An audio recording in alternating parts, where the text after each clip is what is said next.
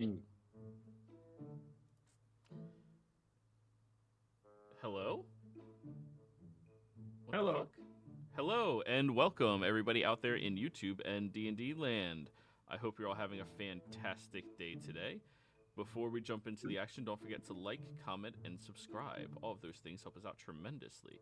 If you're interested in supporting our community a little bit further, consider becoming a member here on our YouTube channel. Memberships start at just $2 a month, and you gain access to some really cool emotes. Lastly, if you are interested in joining any of our campaigns, be sure to reach out and let me know. We do have open slots available. I'm gonna work on fixing why Zoom is not showing up in. Yeah, must be a new update. Yeah, and while I'm fixing that, Ada, go ahead and tell me what the hap is for last session. All right. So last time we started off the session with basically the large assault on the troglodyte camp, where the villagers from the two nearby towns that we'd visited, they had gathered up a bunch of I think it was 15 people or something, and attacked the troglodyte camp with around 50 troglodytes. So it was kind of a battle. We helped out as best we can, mm, doing, well, what we can on the sides. Ada helped out with healing a few of them and also taking out a few troglodytes here and there. During this battle, we saw that there was one person who stood out a little bit, who was apparently a captive of the troglodytes. He and a few others were joining the fray on our side. And when the dust settled, we managed to speak with him. And his name is apparently Duke. He's a human fighter kind of guy, warrior. And he just, well, he told us that he had also um, woken up not too long ago with some amnesia. And wasn't quite sure what his past was. So we've decided to take him into the fold and bring him along for our next stretch of, well, trying to find out who we are, basically. Um, we did tell him about the brown hooded wizard who we have all had some sort of knowledge of, and he also seemed to recall this person. But we went back to the village of what was it, Kajistan or no, Karajan, Yep. or was it? Yeah, Daraja. Yeah, one of the two. Daraja is the first one. Karashan was the one you went back to. Right. Yeah. Um, and we well, they told us that they would have the wagon that they promised us set up in short order, uh, with one or two donkeys as well. And we yeah, we had a bit of downtime there, just trying to get some stuff sorted out. Ada asked a local leather worker boy who seemed to be very enthusiastic about the fact that she liked his leather working as opposed to everyone else who was a wood carver. So she hired him to do to fix up her apron. And yeah, apart from that, what else happened? Let me think. Uh, yeah, we discussed what we were going to do next and how we should go about tracking down this wizard guy. And we've established that he's apparently operated in the area northwest of here, to some extent. So that's at least our first good clue nearby of what he's been or where he's been operating. So, but we've also determined that we should probably go further west We did find a key earlier, a stone key that is apparently of dwarven make, and it's well, the dwarf in town, whose name eludes me right now, is he told me that it's probably from somewhere around Dimelash or the Tusman Hills, at least. But what's weird about this key is that it doesn't have any initials carved into it. So we don't know exactly what it does yet or what it leads to. And apart from that, our second or third clue leads us to Polvar.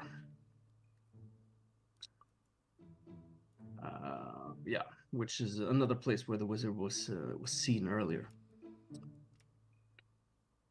So, and that's further northwest or northeast, sort of.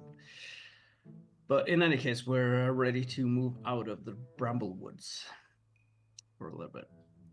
All right. Let's see what we can do. So, you all hang out within Karashan for a few days, a week, whatever seems reasonable to all of you. You've paid off your debt to the blacksmith in Daraja, thanks to all of the metal you've accumulated. Your cart has been pimped out to the best of their technological capabilities. No, they did not give you spinning rims or suspenders. Yes, very unfortunate. However, you do have a hidden compartment built into the bottom of the benches where people can lay on and sleep in, that you can store valuable things and keep them well hidden. The DC for finding this, by the way, I'm going to let you guys know, is set to an 18. Okay? So if somebody loots through your shit and they roll an 18 or higher, they can find it. It is still locked, but yes. So, was there anything else? Oh, go ahead. Oh, I noted that down on the party wagon. Yes. Let's go, party boss. Cool. Which you guys do have that handout accessible, all of you, right? Yes. Good. The loot one. Yes. You can rename it, right? Yep. There you go. Yep. So, with that being said, was there anything you guys wish to do here in the town? Was there any info found in like the guild logs on any of us? Because that was one of the things that we're looking for, hopefully over the week. Oh, yes.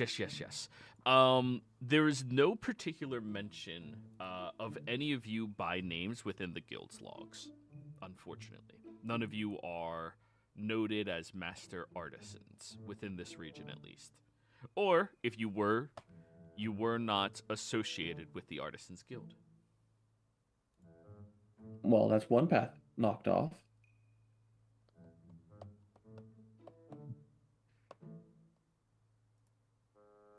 Yeah. Since it appears that none of us are noted down artisans within this region, so that pursuant line of thought is ended there. Well, I suppose we could try to get some sort of license or membership thing. I don't really know if I want to, but Might make traveling easier.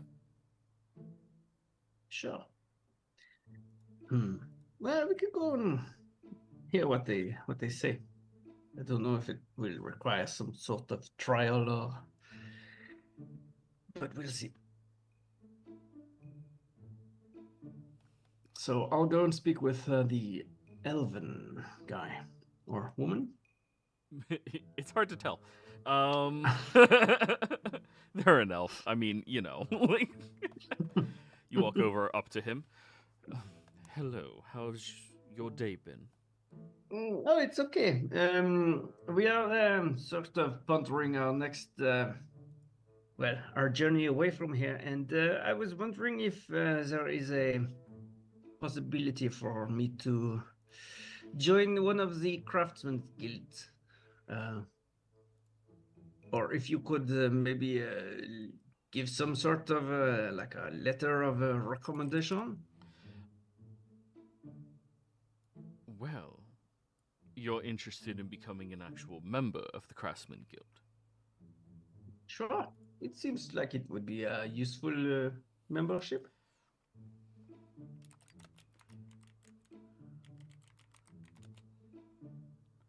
I will have to, of course, look into terms and conditions. But Yes, of course, of course, of course. is there what is the a requirement or what is expected of me if I join?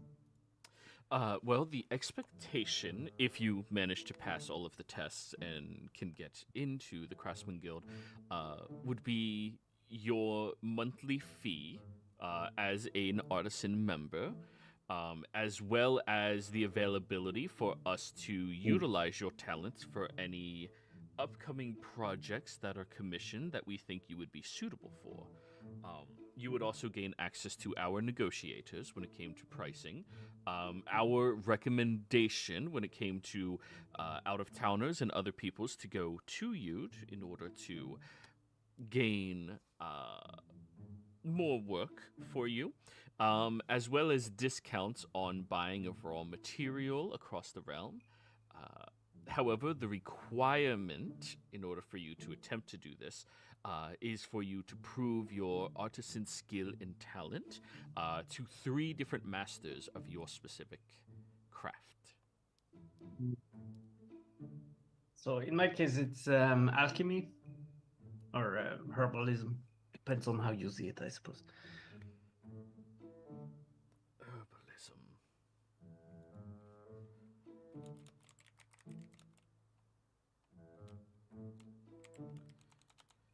Well, I can certainly gather forth as much of that information as possible for you. Off the top of my head, I do not know who. I don't even think we have 3 herbalists in this region that you would be able to take the test with. So how would you go about getting a third master then, if you don't have more than 2 people? Well, masters is what I'm referring to. We have more than that, people who are interested in becoming masters, and they are training under the masters to do so.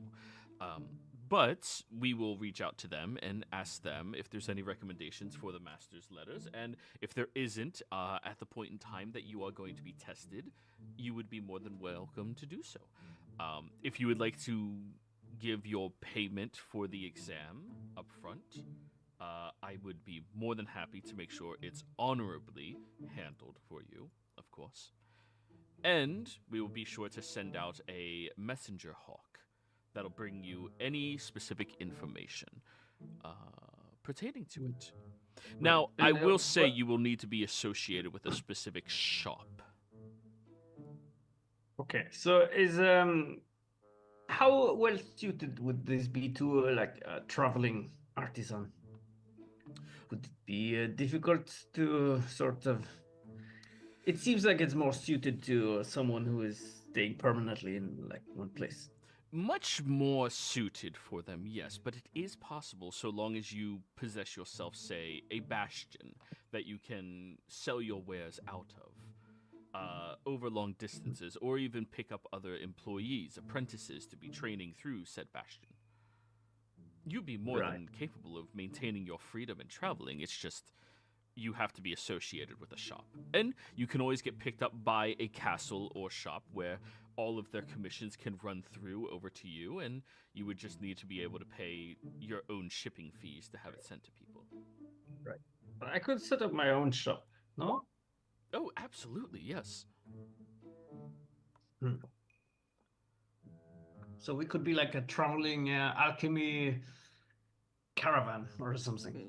Traveling merchant. Sure. Sure. I suppose. Speaking of the masters, are there any ones for calligraphy? In this region, yes, we have quite a few.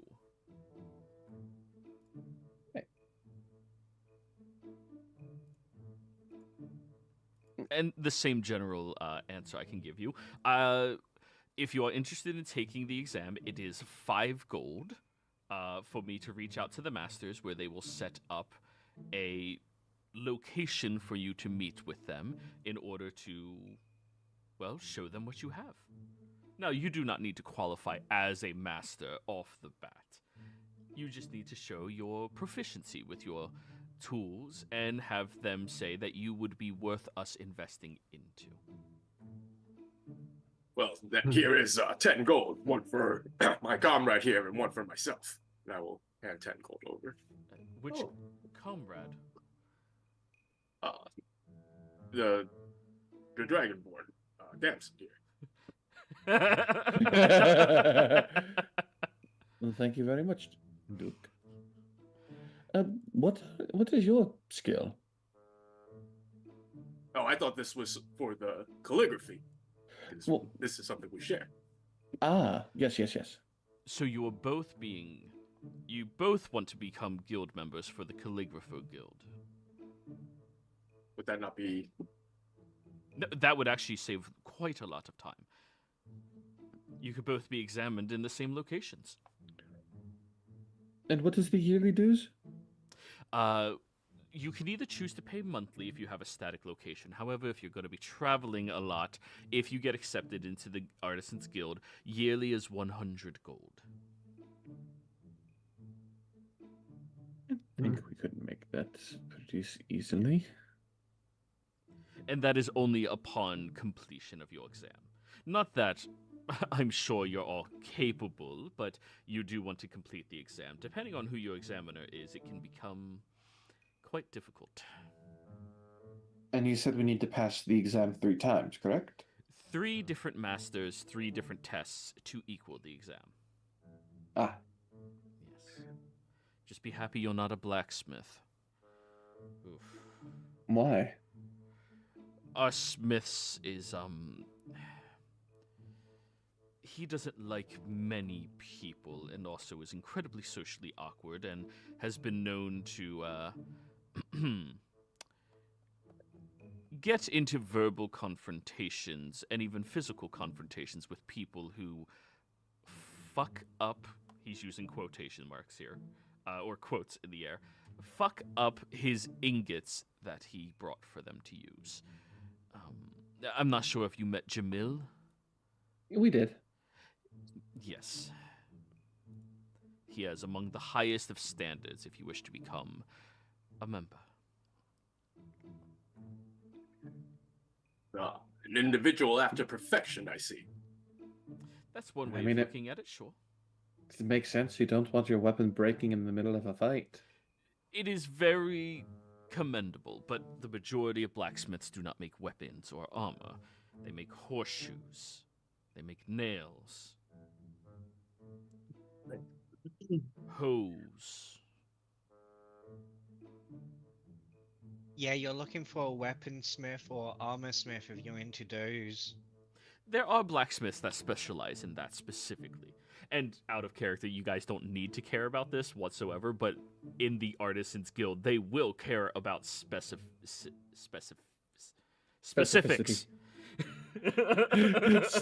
I didn't realize specificity was a tongue tire until just now. No.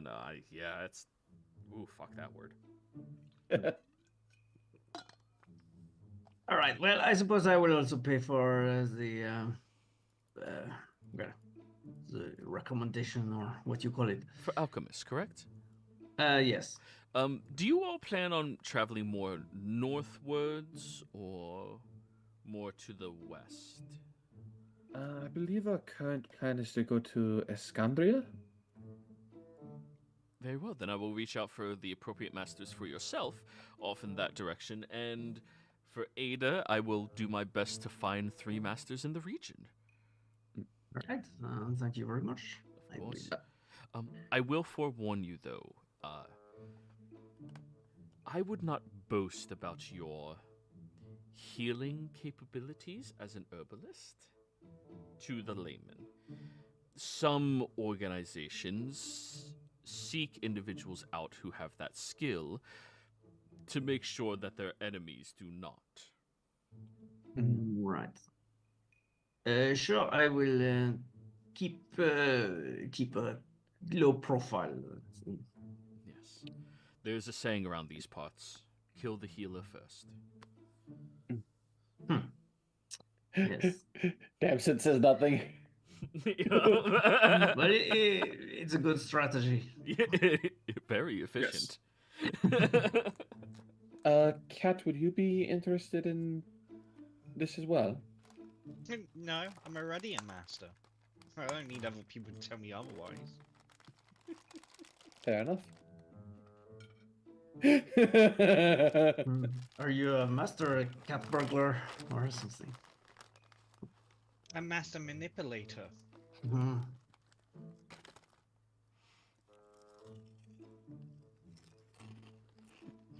Sure. I'm not sure a master manipulator should say that he or she is a master manipulator. It sort of undermines you know, the skill a little bit. But is it making Not really. people presume you are manipulating them? Another form of manipulating them. My head is Sure. starting to hurt. I don't think too much about it. It's what Cat always does. Oh, I do have a question. Yes. In your opinion, do you think it would be worth time of us buying some goods here and trying to sell them in EXANDRIA as well? Considering the high quality of all the craftsmen here and how distant it is? Admittedly, our traveling salesman has been revoked of his title and belongings within our city. Yeah. As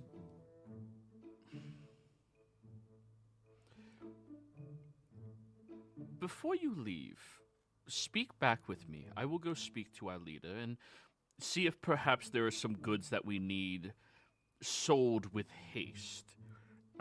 However, at minimum, I would request that if you can find a merchant who is interested in perhaps moving out here and, well, being our personal salesperson, who is reputable and trustworthy, of course, make sure you, well, send them with a letter of recommendation.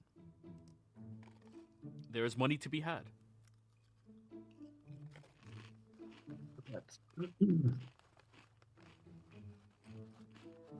I shall do so. Now, if I remember correctly, the only item you guys did not get back was the crystal ball. Yeah, we couldn't find it. Correct, we didn't find it.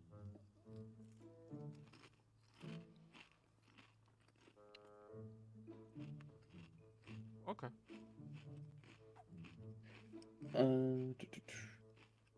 Anything interesting from the week of reading over the ritual journal from the Trogs? Oh, yes. Translating it? Yes. Roll me an Arcana check. Would use session advantage.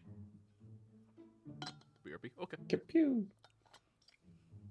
18. Hey, good call. The ritual that was performed, though it is designated to their deity, it seems more of like an aspect of what they worship than a god itself. They worshipped power and dominance. This spell that they were crafting was the manifestation of power and dominance over life itself. If they were able to complete their ritual as they were committed to it, you discern that from their own writings about this, that their chieftain would have become exponentially more powerful. They were planning on sacrificing the 15 people back in the village as well. They were planning after that point to go take all of these villages and sacrifice as many of them as well. And once he became powerful enough, start to spread that to the shamans and to the others, which would have made them all much more capable and powerful. However, I need you to roll me an insight. Insight. Hey, for +1, that's pretty good. The way all of this is written is as if they are recounting being told about this. Not like this is their culture, not like they discovered how to do this, but somebody else educated them on how to do this. Also, it would appear that they would be suffering a horrendous downside the more sacrifices were given into an individual, and that would be their destructive intent. They would not be quellable. They would not be able to be friendly towards anybody, meaning they would have been self-destructive to even their own kind.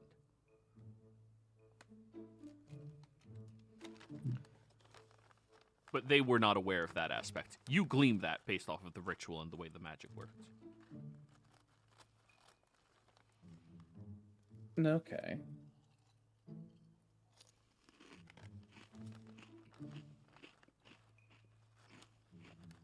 Huh. This is interesting. I finished working on translating the Tal'Dorei ritual book, and I think someone taught them this ritual. This doesn't look like theirs.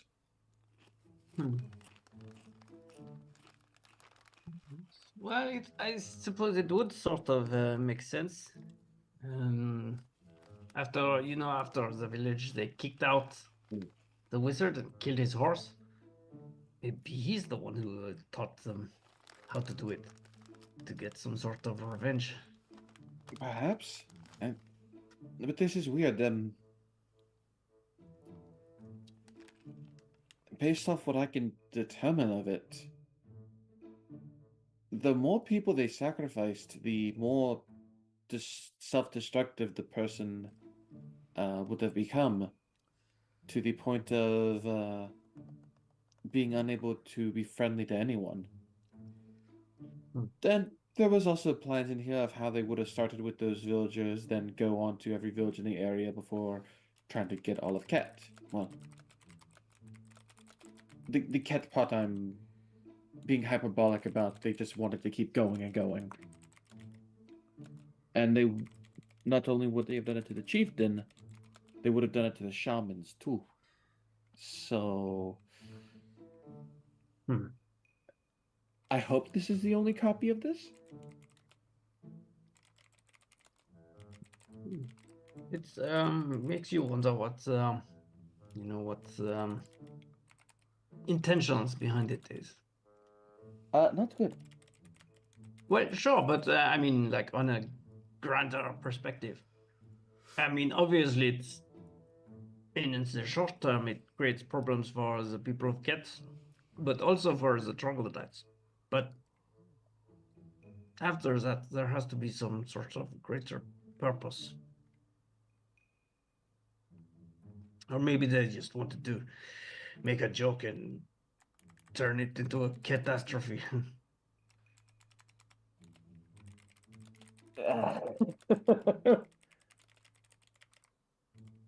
Perhaps it was just the destruction, and maybe experimental. Who knows? I am going to try and write down what they can for the people here, so they can be on the lookout for this, and let them know that, well,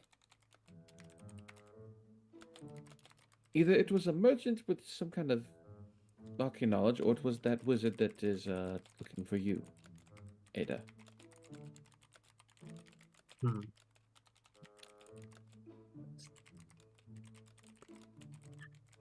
Either way, not good.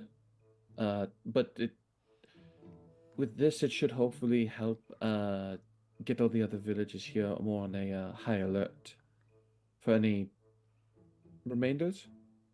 Right. I would like to chime in and just say, do you remember where you got the walkie-talkie?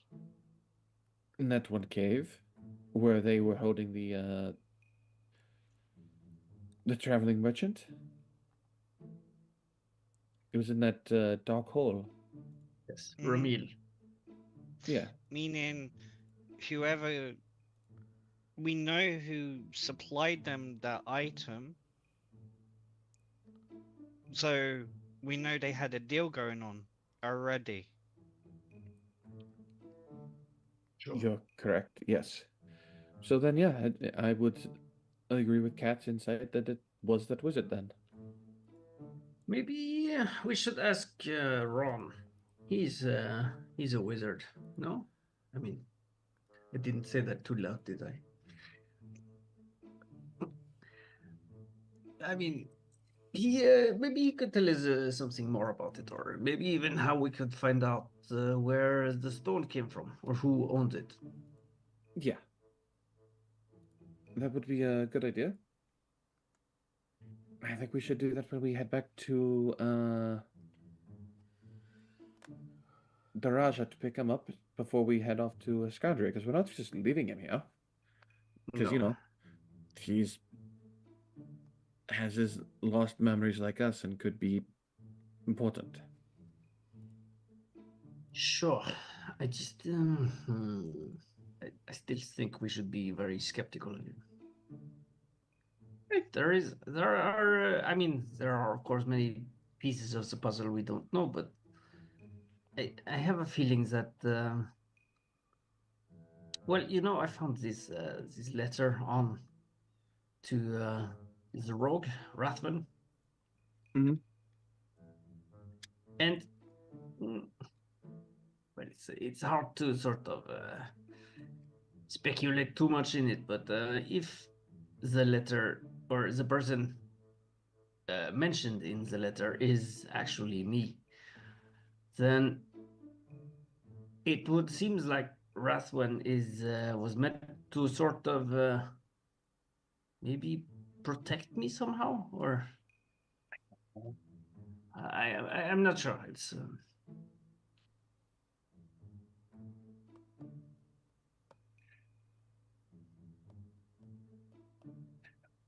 I don't know, but I'm sure we'll find out. Joey, can I try to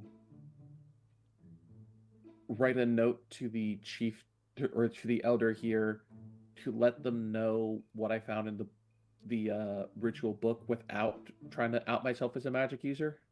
Huh. Hmm. I try to frame it more as someone who, since I have calligraphy supplies, that I was able to, you know, tell that through insight and the storytelling of it, of what I could translate, Okay. of how that this perspective was of it's not them writing it, it's someone telling them it, and that there was like hidden inflection that they weren't really seeing.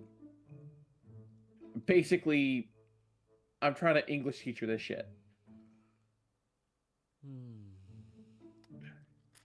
I'm gonna say this is going to be a deception check.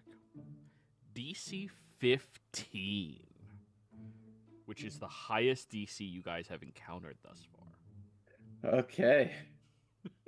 Come on. Oh. Oh.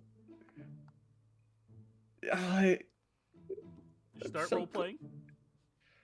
Okay, so I've written this of trying to explain to the elder exactly what I found in here without, you know, trying to reveal that, you know, I can use some magics. Can you look over this, Eta, Cat and Salax, and tell me what you think? Do you think I need to rewrite this? No, No? it's all you, bud. Well, I figured I'd ask my companions here to, you know, see if if I worded everything right. sure I could take a look. You're asking for assistance. I might as well as take a look as well. Sure, yeah. Yeah, sure. All right. So you devise the way you're wording this, and you are clearly outing yourself as a magic user. You're expressing too much insight and knowledge that would become very suspicious as you are doing this. I would probably re-articulate this sentence right here and also change this word so it doesn't. It sort of implies very heavily that you are. What Ada is trying to say is this clearly dictates that you are a spellcaster. Okay, Yes. I will try to make some corrections to rewrite it then. Maybe if you write it like a children's story. Perhaps that would work. You know, making it so that don't go in the woods at night and scary things, blah, blah, blah. Yeah. So what is this book even for? Oh, the book that we found was the Troglodyte's ritual book, and well, I'm just trying to explain that it seems that the mage that's in the area that's hunting Ada appears to be the one that was telling them how to do it, and that they have been seen before in this area, and that the rest of the villages should probably be better prepared in case there's more out there like this. Maybe we shouldn't tip our hand and just tell them in general to be on the lookout, to be wary. I'm sure they already are after the combat. I'm with Starlax right there. They don't seem like cultured people to say. So just telling them there's a big scary wizard that's teaching people that should be all good. Okay. All You, right. Well- you just, but Right. you do you. I mean, we have already established, and they all also know that there is a wizard traveling the area, or they didn't know when he was here, but they already know to keep an eye out for him. Yes. I mean, if you think that's good enough, and we just want to tell them that way, then yeah. But I They've- will disregard this. They fared well in combat. Decently. The ones that were not good at it, you know. Yes. They did an excellent job, actually.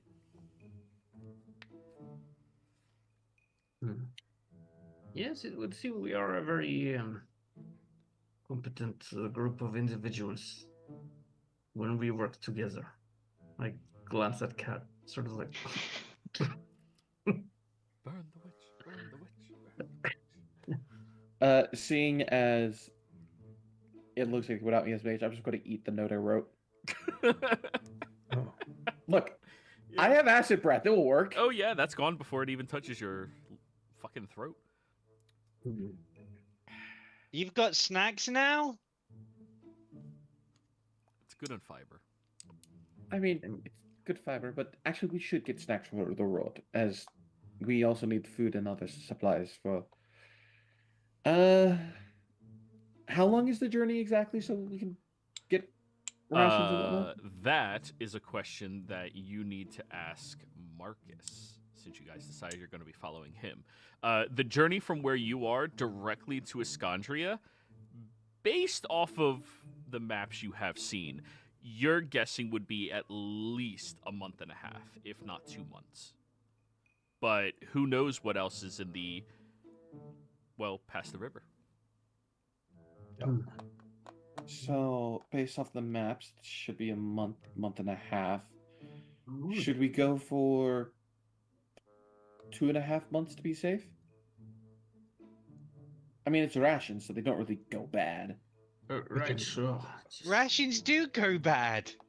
And can't we hunt on the way? Right. Yes, I mean, it is a big forest.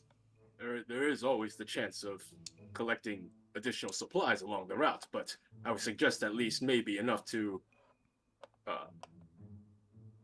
supply us for at least a 10-day will do. Right, I agree. Duke and Miss Ada make sense. I think the more important is the water for you guys. You need your waters. or you will become mummified. You do have a point there, Cat. And I'll pull out my glass and hover my hand around it, and little bit raindrops go into my glass, and I'll drink my glass. Thanks for reminding. But there is a You're bit very more. welcome. The process of mummification is a bit more involved than just not drinking, but yes. But I can probably make some sort of like a filter. Above the table, one of the things that I do like about this setting is that travel's not like, oh, you're there in 3 days, and then you can, Yeah. that's a big part of it. I like it.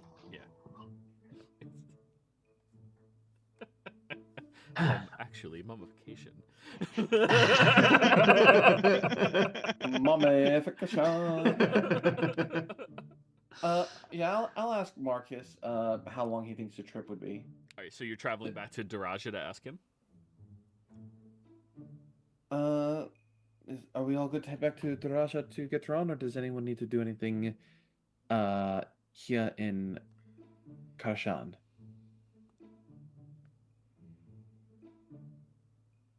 Just look at Miss Ada and Duke. I mean, we're coming back through here on our way north. I just figured anything needs to be brought to Daraja. Well, we are getting Ron, are we not? Yes. So, I mean, we're not in a specific hurry or something. I mean, it is of course better to do things sooner than later, but I don't have any specific needs, if that's what you're asking. I'm ready to travel when you all are. Right. I'm good to go. Miss Then, Ada, after you. Oh, what were you saying, Damson? the cart is ready for us right now, right? Yes, yeah. They met. Then It took them an extra day, and I'm assuming you guys spent a couple of more days just getting everything together because you travel, Right. Then let's get on the cart and head there. Yes. Where have you strapped Kong into it? Who? Kong, the donkey. The donkey.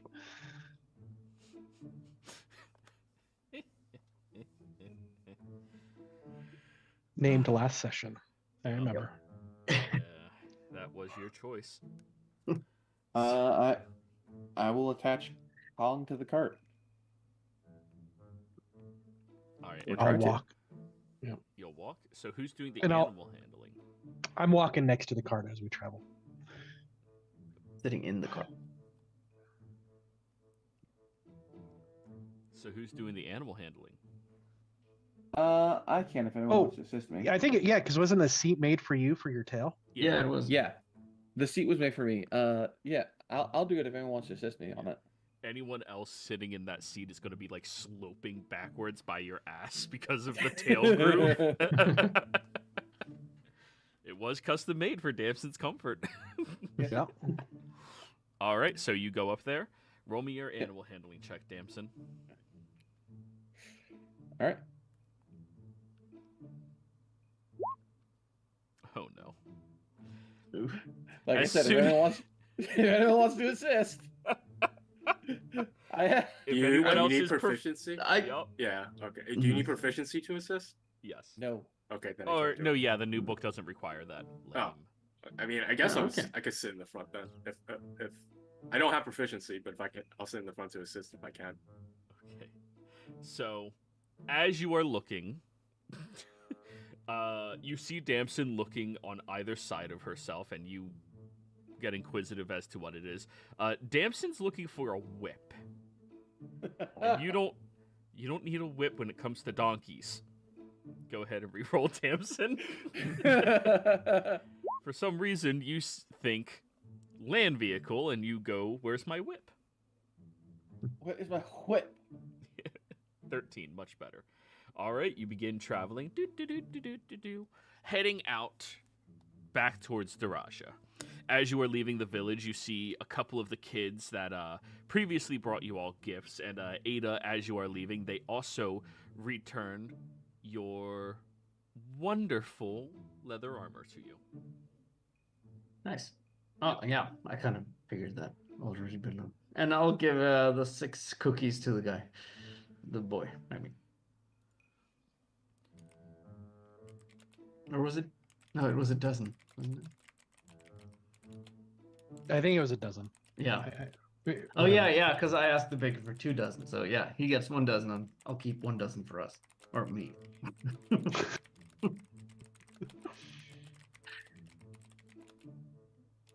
I'll get you guys some as well.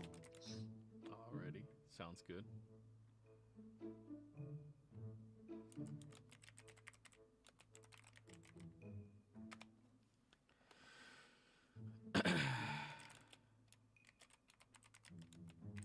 So, you guys gather up those appropriate things. They're not really charging you guys for anything. If you want to give them money, you can. But yeah, you head back over to Daraja, where you see that Ron has apparently met and is very, very good friends with Marcus now, as the two of them are hanging out in the fields, chewing on wheatgrass. And in all honesty, they are an eclectic group of individuals. But yes, you're right. I definitely could see her doing that. Hello! Who are you talking about? Some of the villagers. Inside. Oh, yeah. 13.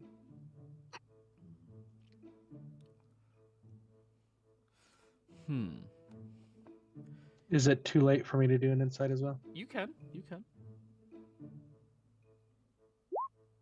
13s. Interesting. Yeah. You have reason to be suspicious, but you can't tell that he was talking shit on you. It could just be your own confidence, of course.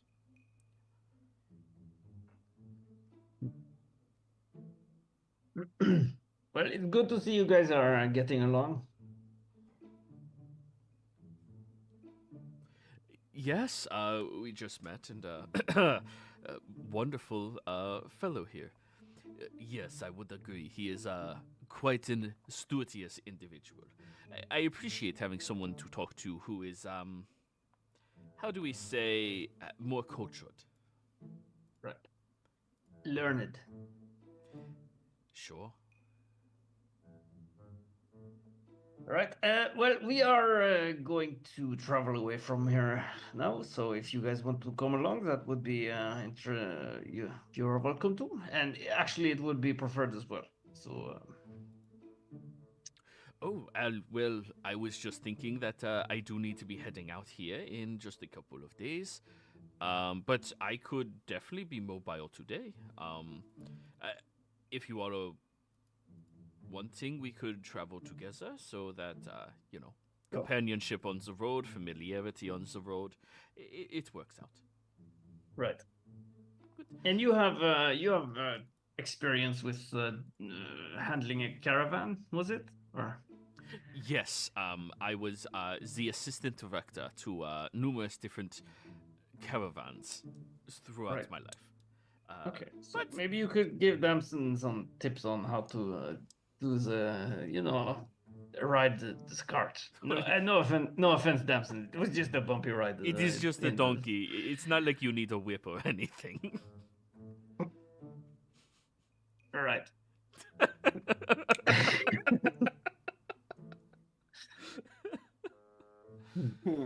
Yep. Well, there are a few stops along the way, but I've already mapped out the journey very well. The first stop along the way is Litlauter, and then we shall be heading a little counterintuitive into the direction of the northwest. I believe if we arrive in Balakaz, that would give us the quickest route traveling by that road up to Escondria. I mostly want to avoid the northern lands where there are not much else other than farmers and farmlands, but it's very difficult to traverse, understand? Navigating through fields of corn and such. Hmm. Roads are much faster than not roads. when it comes Well, to of course. traveling. Right. I am a bit, well, I wouldn't say concerned, but curious as to how you would. I mean, this river here on the map. Yes. How big is it? Oh, the crossing of it? It is, I believe, at least, in most of the areas, it can get upwards of 30 meters. Oh, not more. Okay. Yes. I mean, that is quite vast, if you ask me.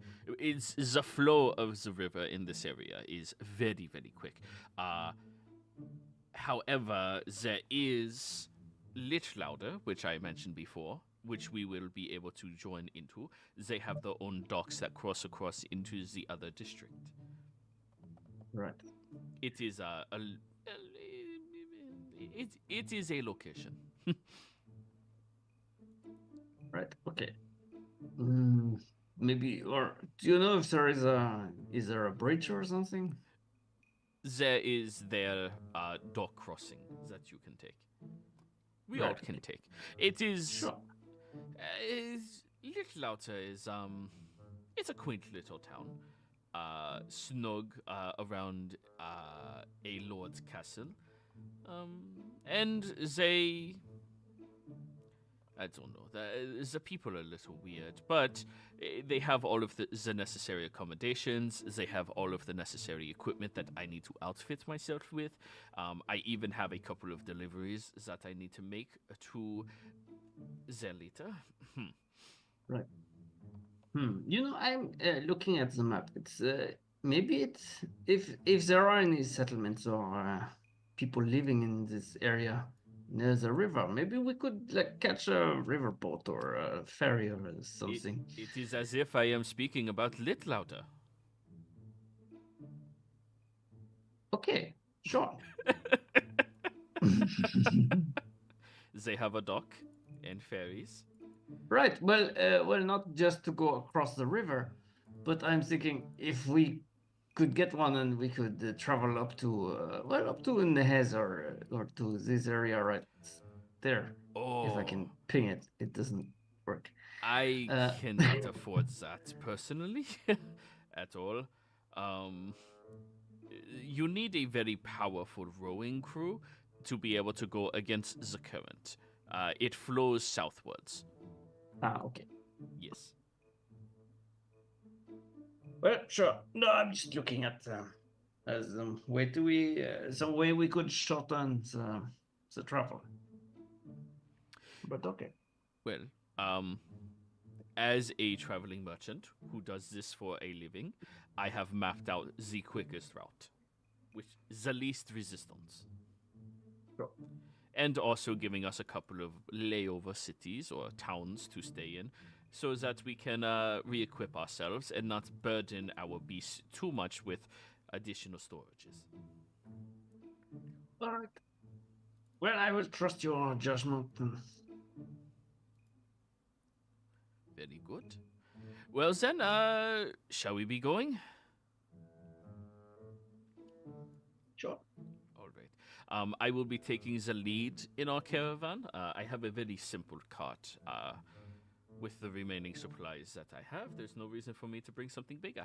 I would request, however, if one of you would be willing to stay up towards the front with me, just assisting with the lookout, and I can assist you with your navigating with your donkey if it is needed. Yes, I would appreciate that. Did the DMG introduce rules for training skills? I have not gotten to that part yet. Okay. Yes, we're getting there. 1 week at a time. Okay.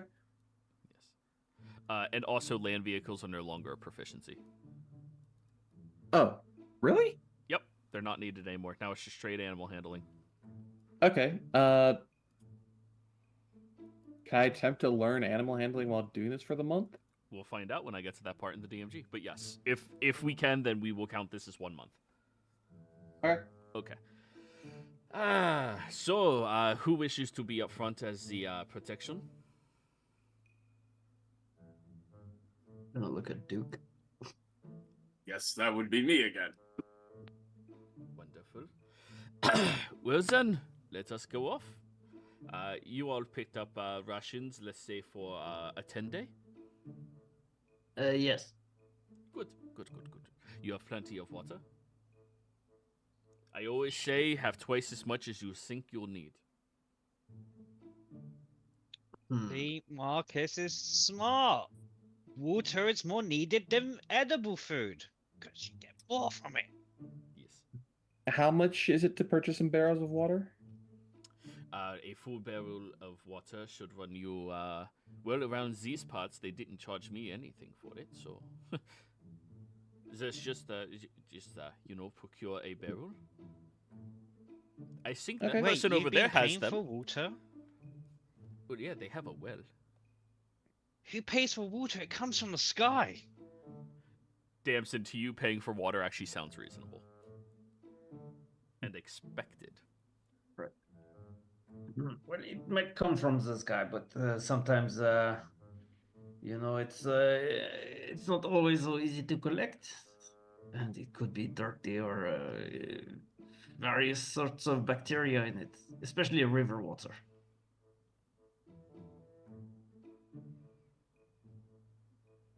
We didn't fight any bacteria. We fought troglodytes. Right. But sir,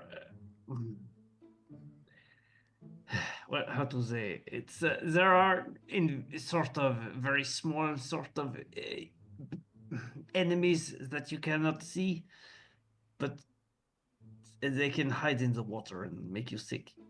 It is the fairies and sprites within the water that poison you from the inside. They are unseen.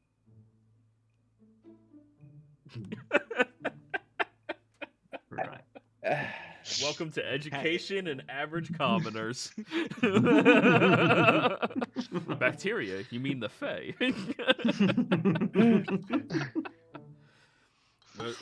Well, then, just fill up in that area over there. I mean, it's a barrel. You can just get one from that fort over there.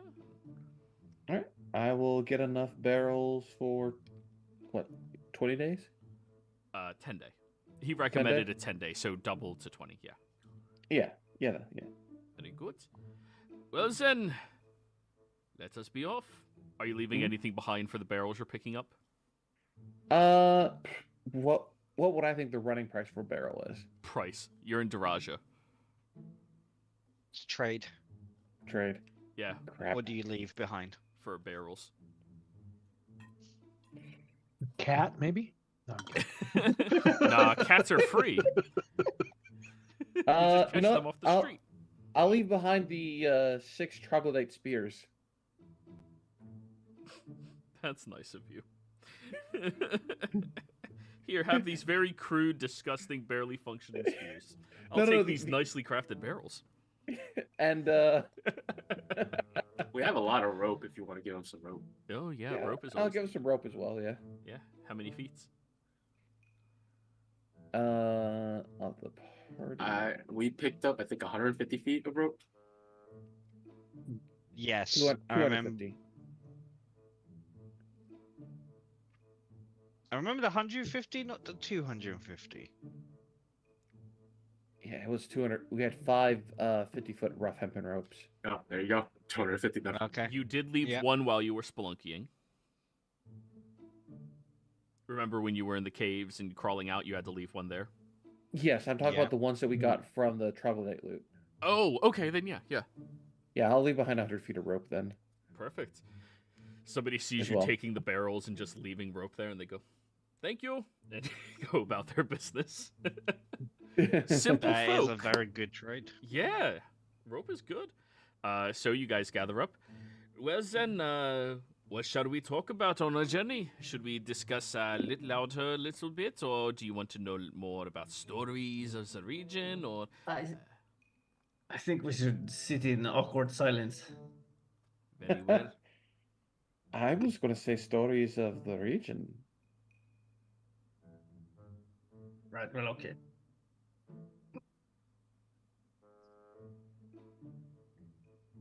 And a bit more about Litlala, too.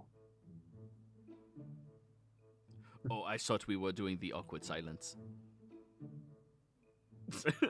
But we could meet in the middle and do like an awkward story or something. An awkward story, yes. Do you all wish to know the story of how I lost my virginity?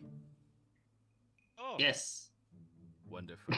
So there I was, back home, traveling through, and he goes into this very long, elaborate story about his third cousin that he didn't realize was his third cousin, and how it was a fumbling fest of no idea of what either of them were fucking doing, and at the end, neither of them were able to complete their journey because how awkward it was.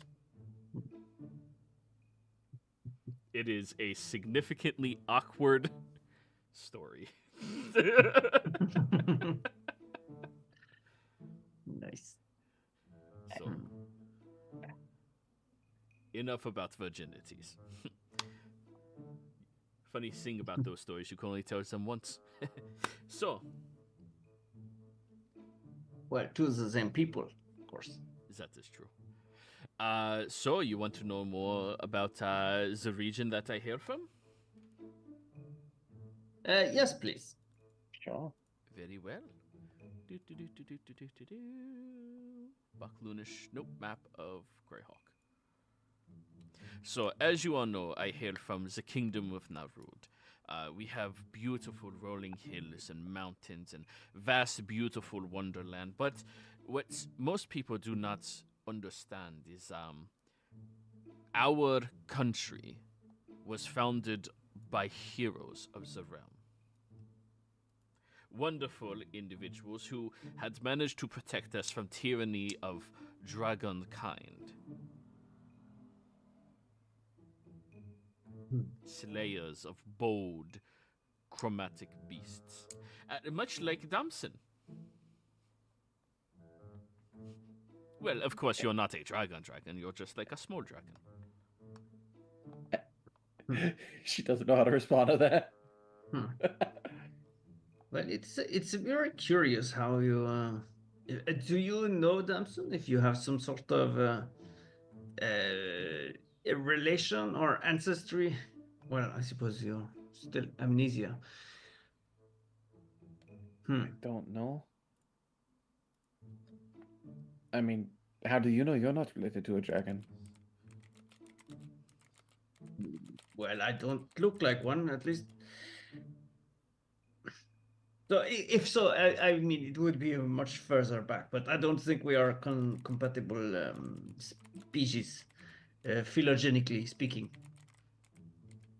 don't they know magic dragons? I think so. Well, that was the interesting thing about these dragons. Apparently, one of the founders of the Kingdom of Narud was actually one of these dragons in disguise. They had infiltrated into the party to try to usurp them and defeat them, but in revealing themselves in their true draconic nature, they were slain and their head severed. It now sits within the king's throne room to this day. It is So nicely what you're saying- bejeweled. So this, how big is it? Like, is it real or is it just like a Monica story? Oh, dragons are the size of castles, and they can fly quicker than a lightning bug. Which, to all of you in this area, yeah, they're slow as shit. But to Ada, lightning bugs are fast as fuck. Where you come from? So the ones over here don't have the speed force. Got it. Well, no, over here you guys have the bugs that light. Over there they have lightning bugs. Yeah, there's the difference. One's a light, one's lightning. Yes. Right. That is very fast, if I recall correctly. Oh, they are magnificently fast, much faster than any person could possibly run. It is astounding that this group of adventurers and heroes banded together to slay these dragons and upon their bones and hoard built the kingdom of Nerond.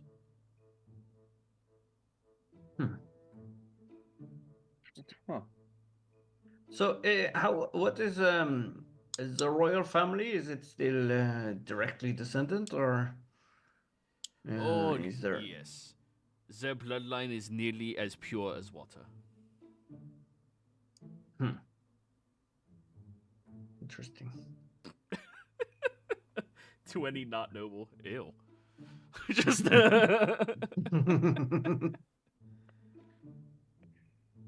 Have you seen others that look like me in your travels at all? Oh, yes, of course. Over by the country of Ernst, there's quite a few of them. In my younger years, when I was working within my first caravan, I had traveled down to the Great Kingdom. And of course, that one there is quite a few of your kind that traveled up from Sandi, as well as the Hestmark Highlands. I have no idea where those are on the map. So you don't know where any of these places are, but yeah, he's talking about like this area here. Yep. So He's where are incredibly well traveled. So where are those in relation to here? Well, as far away as my home of Nerond is, much further. But of course, I hear that there are creatures like yourself in the Bright Desert, the Barrier Peaks, but those ones are mostly goblinoid in nature. What? Goblin version of Damson. I kind of want to see that. I'm curious what that looks like. They what are do you not mean, pretty. What do you mean a goblin version I think of out of character, it might be a kobold. Yeah, I was thinking. Yeah. Thank you for getting it.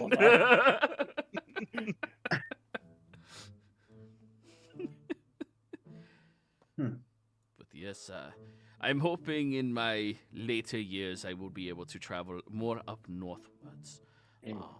I do not wish to go to any place like the ICC or anything, but I believe the Griff Mountains. I hear they have beautiful locations out there, ancient temples and monasteries, and beautiful sights to behold. Just utterly incredible. So I'm curious, because there is a lot of various different kingdoms and counties and such. Is there any of them that are in like a conflict or war or something now? Oh, Do you know? constantly. Right. Yes, for instance, the Theocracy of the Pale, or Top, as we like to call them. Right. The Top does not like many other places, especially the Bandit Kingdom. So they are almost always in conflict. Right. It sounds like no one would like the Bandit Kingdoms. To be honest, quite a few people get along with the Bandit Kingdoms. You just have to pay... We consider it taxes when you travel across any of their roads. It's the Tops. Nobody likes the Tops unless you are a devout worshipper of some entity. Okay, so they are accepting of different sorts of religion, not No. just one faith. There are very specific religions. Ah, okay. But they say they are open to all of the true gods, but that is the caveat they speak of, is it has to be the true god. So if you happen to worship something that is not on their, well, board of written about things, they can arrest you for any reason. Not to mention, they have been, well, the cause of many great and grand conflicts across the eons, or years. I see. Yes. A kingdom ruled by religious zealots. Nobody likes them.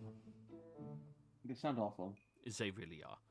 But the Bandit Kingdom, just treat it as taxes. I mean, you have to pay taxes when you live somewhere, usually. You have to... They don't charge people who live there taxes. They charge people who travel through their kingdom on traveling various different roads, which is their form of taxes. All right. Just they do it as, yeah, we're robbing you. Huh? Well, oh no, here, have some coins, thank you. So, So we can get a free tax break if we tax them first. You're such a genius, Marcus. We should keep you around. Thank you very much. I believe I am a genius, yes. Oh. so are there any groups that are like universally liked and ones that are like universally disliked, and why? Oh, well, I wouldn't say universally. I mean, generally speaking, there are people that are liked, and there are people who are not. There are certain locations that are very, very welcoming to others in various locations. For instance, the Shieldlands. If you're ever traveling across those locations, do not ever seek out anything like an inn or a tavern to stay in. Simply travel to somebody's door, knock on it, and ask if you may stay the evening. If they are able to house you up, they always do. They believe in kindness towards others and protection of anybody who seeks it. However, they also are firm believers in lethal force to protect their homes. So why would you not go to an inn? Because out there in the Shieldlands, there are no inns. Oh, there are no inns. Okay. There's no need for it, because if you need to stay Right. somewhere, you knock up on Billy Bob's door and you go, "Hello, Billy Bob, I would like to stay here if you have anything available." And they'd be like, "Sure, why not?" Or they say, "We can, but we can't really feed you. We don't have much in the way." And, well, you have a nice conversation. They are Right. lovely people. And honestly, I've only ever heard one person say something foul about them, and I wanted to punch them in the face. Right. Where was it you said? In the Shieldlands? The Shieldlands. They coincide right outside of the Bandits' kingdoms. Right. You would think if they were close to the Bandit Kingdoms that they would be more... Well, you said they are used to lethal force, so I suppose. But... Oh yes, if you try doing any demands of them, they will attempt to kill you, to protect their family or anything else, as they rightfully should. Some people have mistaken their kindness for weakness, but people of the Shieldlands are far from weak. They are good folks that do good things. However, Sure. do not mention you are from Narond out there. They are no longer welcoming people from Narond. They're just out of fear of the disease they have all heard about. Plague. Yes. Do you know if this plague, does it have a name? Yes, it is called the Great Plague. Just the Great Plague. Just. It is a great plague. Well, sure. I was just thinking it's... well, you've already told me a little bit about it, but... Yes, I didn't mean to undermine the impact of it. It has been devastating. Why is it called the Great Plague if it's bad? Well, common misconception is people believe great means good. No, great means grand, meaning large in scope or scale. Oh. It's like with a great axe, for example. It can be a great axe for the one who wields it, but not so much for the one who gets his head chopped off. Very true. But it was So great. that's why it's called a nonetheless. Great Axe. Yes, because Sure. of the sheer size of it. And just like your friend there is considered a great human. He points over at Stylax.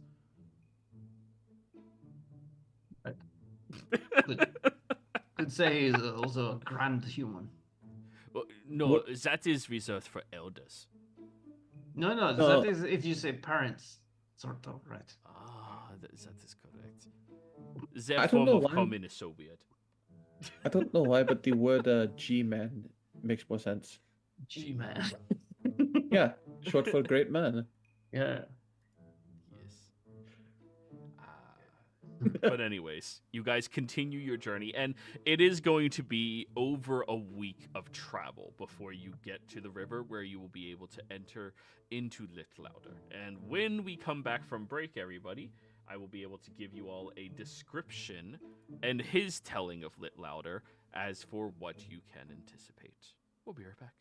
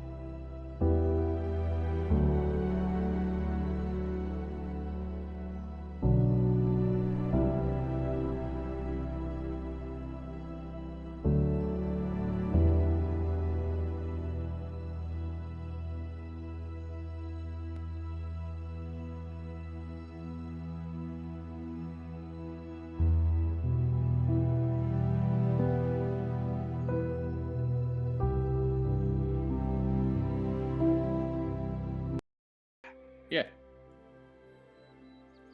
Yeah, we're back, everyone. So, while you were traveling, Marcus will give you a little brief recounting of Little Louder as you are heading towards it. Oh, that's the wrong one. This map here. So the first stop on our journey, folks, is Lit Louder. A quaint little town built snug around a lord's castle. It's not a bad place. Peaceful enough, and the people are good folk, though a bit too content to stay under their lord's thumb for my tastes. By the way, here you go, everyone. The castle itself is called Castle Eramond, named for some old warrior or another. So its Lord Baron Kaif al-Irshad doesn't strike me as much of a warrior. He's a decent enough ruler, I suppose. Fair taxes, keeps the peace, or that. But the man can't seem to make a decision without first hearing the advice of his consul, his steward, or even the village baker, for all I know. See, my issue with Little Louder is that nothing happens quickly there. I've brought goods to town before, fine bolts of cloth, dye, spices from the Bramblewoods, and by the time Kaif's steward got done evaluating the worth of my wares, a whole week's gone by. The Baron insists it's just caution, but I say a merchant's time is his livelihood, and waiting on his whim isn't what I'd call profitable. Oh, that makes sense. You know, I've heard the expression that time is money. Or was it money is time? No, it was something like that. They are the same? Right. Still, I can't afford to skip this place. The castle steward, an officious fellow named Sahil, has been asking for a shipment of Bramblewood herbs, and I've got just the stock he needs. I'll make a tidy profit that would help me rebuild my caravan to what it once was. However, it's also a good place for us to refuel and gather up everything else we need. Just be wary as the people do not move very much. Right. Would you say it's a similar culture to the other places like Karajan and Russia? Oh, not at all. We are heading to the Bramblewood Prairie. North of the river is almost all prairie, and people up there live a much more slow lifestyle, not really caring for keeping up with everything they need to necessarily. You see, they are close enough to the kingdoms as a whole and the larger cities that if anything were to go wrong, they can simply reach out for assistance. And because they are built with nobility as the centerpiece of their community, they have higher expectations of things around them. I actually very much prefer the people of the Bramblewoods or people from the cities. You know, they at least are something bold, something more precedented. People in cities live a much faster lifestyle, much more dangerous, more heavy-footed and quick-paced. Whereas the people who live out in the Bramblewoods, like Doraja and Karashan, they care more about quality over experience, but they still move with a sense of purpose with what they do. People out here, they are very lazy. Think city, suburbs, urban areas.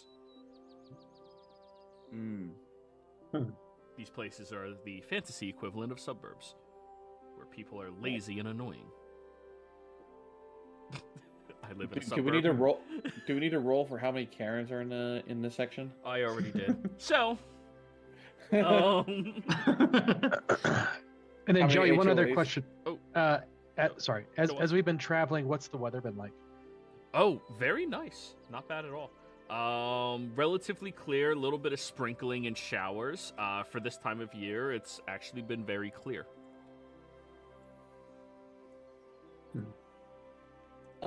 Does Ron have the spell Identify? You want to ask him? I'll ask him one of the nights when people are like resting or probably like on watch. Like, Ron, do you know how to identify magic items? Yes, of course I do. Do you have some time to do so? Of course I do. We're just traveling. All right, I will bring out the spice pouch and the golden necklace from the tomb, since we didn't get those identified or figured out. Sorry. I should have also prefaced that I can't cast it right now. You see, that spell requires a pearl that's incredibly precise, beautiful, perfectly round in shape in order to cast it, and I do not possess one. He needs a 100 GP pearl. But if we're in town and we can pick one up, say for cheap, I mean, I would be more than happy to just identify anything you require. Do you think they would have pearls here in... I mean, we're in the forest. Pearls are from the sea. Yes, because Marcus said they're nobles. With nobles comes pearls necklaces. Yes, the Duke. The Duke might have pearls. Or his wife, maybe, at least. That is very anti-feminist of you. So, Yeah. I'm joking.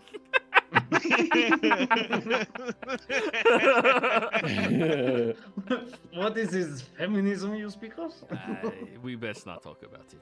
Or, wrong character. We best not talk about it. I'm kidding, character. So how does magic know if you get 100 gold piece pearl for 50? Does it not work? That is an Correct. inquisitive... What? Yeah. What? Well, it's a belief, right? No. You believe it's worth that much. No. It has to be that much. My- Well, yeah. My spell casting does not require something as trivial as someone's belief. You don't need to believe in magic for it to be real. Magic is real rather if you believe about it or not. Well, So why 100 gold and not 1,000 gold or So- 10,000 gold? When you live within a society, Cat, society likes to make certain requirements and certain things much more easy to deal with and easy to understand and comprehend. I translated the value of this pearl into a conception that you should be able to find. The average person would find this pearl and view it as being worth at least 100 gold. One that is round enough, pure enough, without too many edges, without any bumps, anything such as that. A perfect, pristine pearl is what is required, and as a society, we have agreed that that pearl should be valued at about 100 gold. We may be able to acquire it for less than that, so long it is that making quality, it does not matter how much I paid for it. A pearl is a pearl. But what if you were to live in, say, like a underwater society of fish folk or something who eat pearls for breakfast? Or what if there's inflation and suddenly that 5 gold piece pearl is now worth 10,000 gold pieces? Right. If Well, we someone ever made a wish that there experience... was no pearls ever. You all are ridiculous. First off, Ada, we do not live in a fish-based society. That is ridiculous.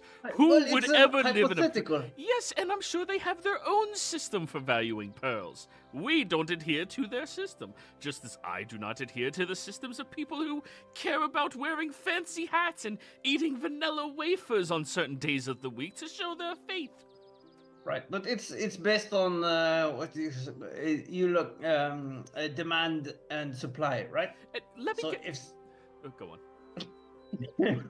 So if there is a surplus of lots of pearls, then they are not as valuable if there are many pearls. Few pearls.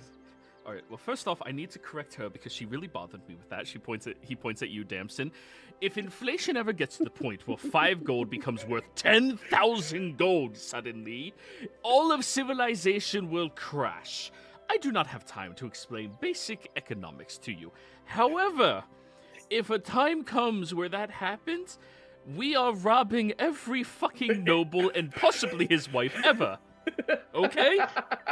Right. And thirdly, I'm okay.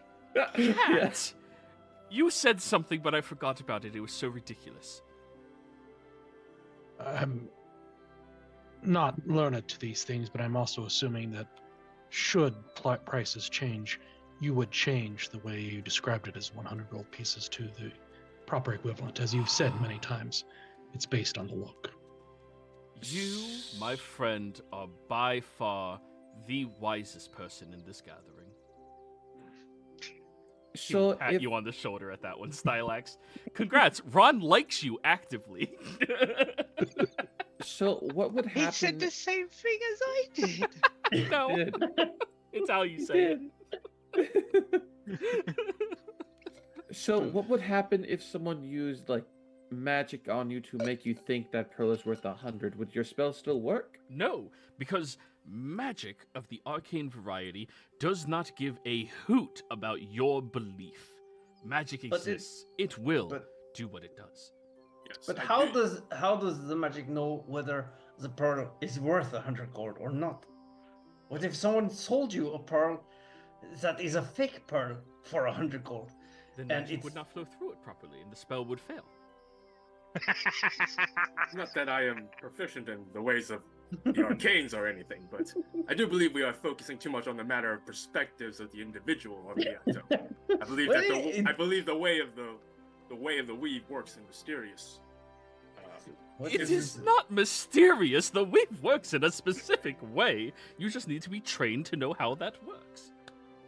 This magic is a very Sorry, mysterious wizards are thing. dicks when it comes to Yeah,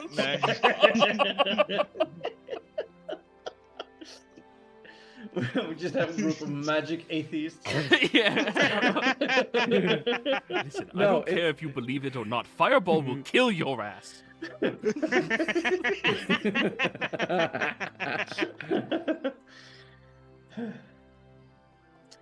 Sure. So what would happen if you could ask magic itself to suddenly make it so that spells don't require things worth a value? Then the- you would be Pat an shivers. unparalleled quality of an archmage who can destroy entire continents if given enough time. So then would you say magic is a creature? I want you, do any of you have a bolt of cloth or anything like that? Yeah, here you Simple go. weave Thank you. Yes. I throw it towards him. He will unravel the bolt of cloth. Allow me to make this as simple for all of you as possible. The weave is something that is all around us. It is much like those fairies that live in the water. Bacteria. Yes, I want to make it accessible to laymen. Right. You can tell it physically pained him to dumb it down. He is actively taking psychic damage as you speak. So imagine, if you will, the weave is actually this bolt of cloth you have here. How it is woven specifically in the patterns. If you look closely and he passes it around, you can see the cross stitching that is happening in order to create this specific cloth itself. That is what the weave is. Though it is unseen by the naked eye, it is omnipresent. When you learn how to wield magic, it first stems from you being able to feel and sense the weave when you open your awareness to it. In doing so, you start manipulating the weave. he takes one edge of the bolt and begins pulling a thread, where you see it begins doing that. You ever pull a thread on like your shirt and it tightens in that one area? Yeah. Causing tension to occur, and that tension can become physical. Now, if you pull too hard, he pulls and it snaps and it goes back to the way it was. That can cause a very large cataclysmic style of event. However, if you know how to pull the weave in a very specific manner, and he begins pulling multiple different threads and it begins making this ripple effect across the bolt itself, you can manipulate it to produce desired effects. The amount that you manipulate and what you are comfortable doing must also coincide with your knowledge of the weave and your ability to wield it. Not everybody is mentally powerful enough to wield excess of the weave before they become overtaken by it. Does this So make is more it- sense to you? Sure, but how this? Because you have Screenshot him. Screenshot him. Did- Get him. different sorts of Oh, you're. magic. We cannot hear a Right. word you are saying right now. Priests You're coming in and every like wizards. 5 seconds. Oh, Turn your And camera we- off. It might be your upload speed died. Templates. oh, okay. and- Is it better now? Yes, now I can hear you. Yeah.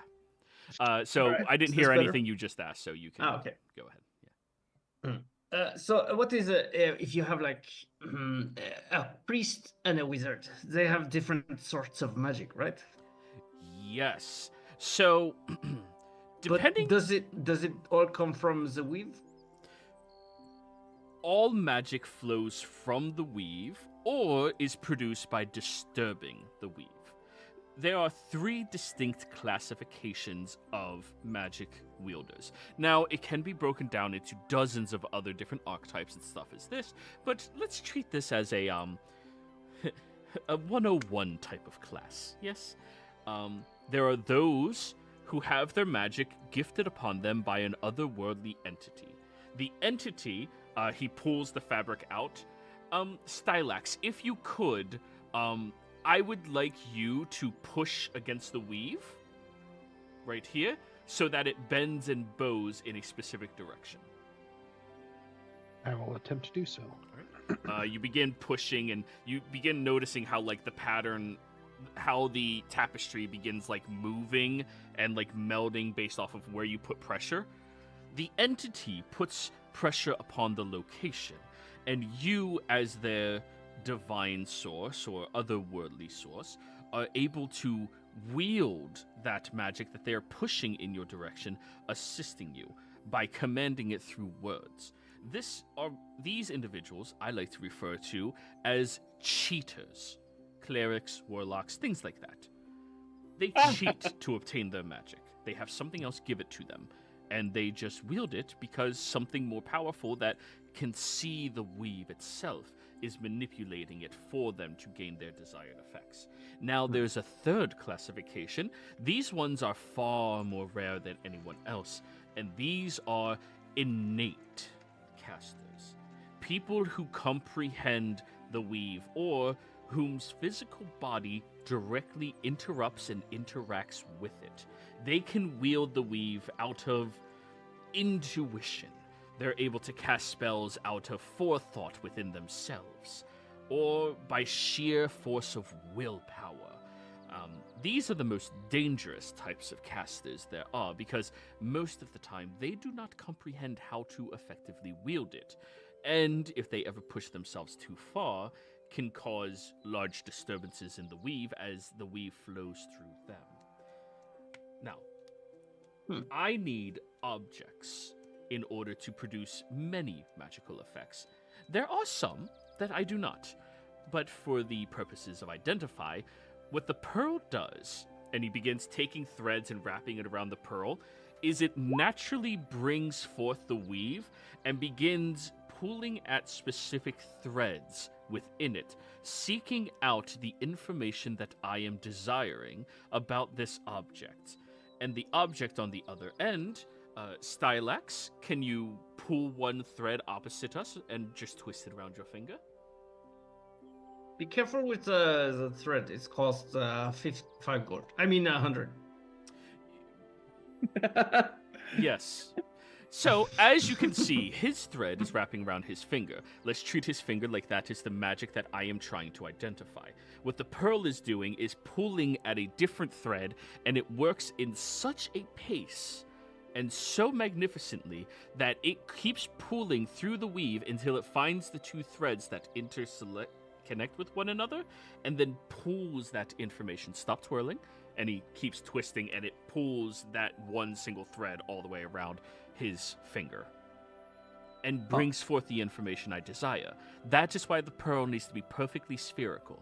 Any ridges or bumps, and I would not receive the proper information, and it would not be able to pull that information out for me. But why a pearl, though? There are certain objects in this realm that house innate capacities and interactions with the weave. Pearls are one of them. Diamonds and gems of various varieties are other ones. There are theories behind why. Some people theorize that these things are old enough and made from the earth itself that the weave naturally integrated into it over time. My theory is whomever created our universe and our realm is a greedy little shit and wants us to waste our money on trivial objects that are rare. Sure. Wait. I just remembered something. Oh? Yes. What? I really hate religion. I bring up a hand to high five him for that one. Yes. Oh, dirty, filthy cheaters.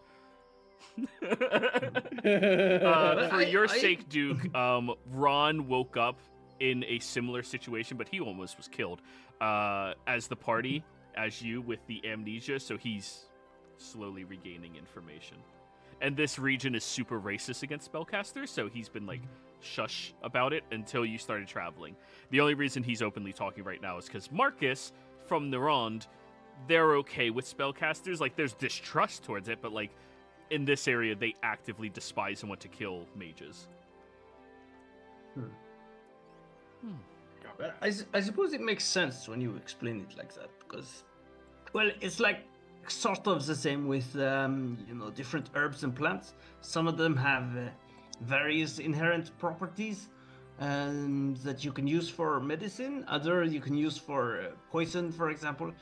And it all depends on the way you sort of mix it, or what's the word? Refine it.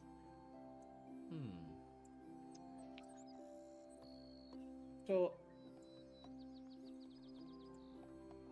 what makes the wizard different from the other ones then? So, we, as individuals, have an innate curiosity. Each of us has it. And that is why I am enduring your questions that, to me, seem childish and immature and ignorant, and choosing to educate you, because I know that comes from a place of curiosity. Wizards are individuals who have become so curious about magic that we wish to pursue it. We study other wizards, other people who have come before us. We study different religions. We study different cultures to learn as much as we can about the weave so we can learn how to manipulate it manually as an individual. Do you think you'd be able to tell where someone's ideas for spells and rituals comes from by reading what they've been told? What do you mean? We found this book in the troglodyte camp that looks like a mage was telling them how to do a ritual. Yes, but what? So, you're asking if I read this, if I would be able to identify Who did that? Or where it might have come from. Oh, the origins of the study of magic. Or the origins of this ritual thing, if you've said you've studied different cultures. I could certainly try. My only fear is that I don't know right now. I'm more than happy to attempt. I don't know. Yeah, I mean, I can help you with what I was able to translate from troglodyte to draconic to common. It was a bit of a tedious thing.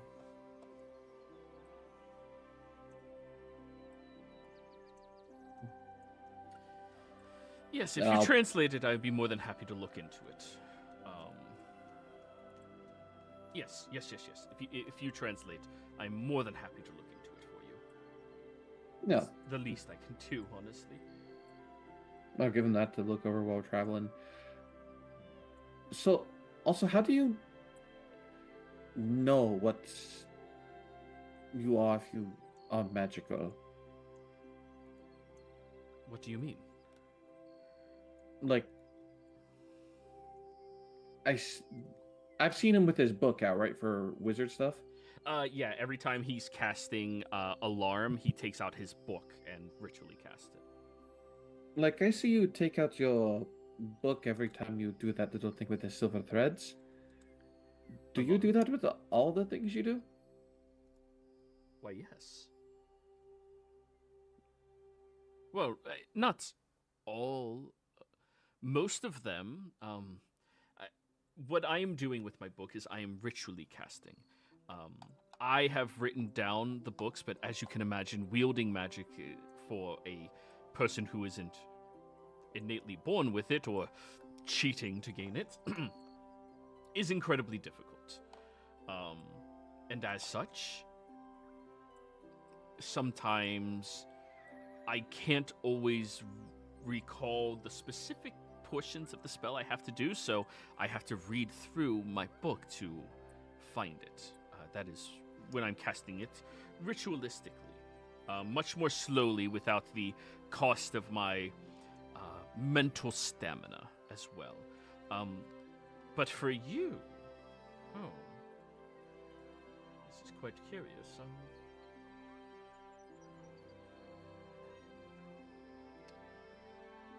Perhaps.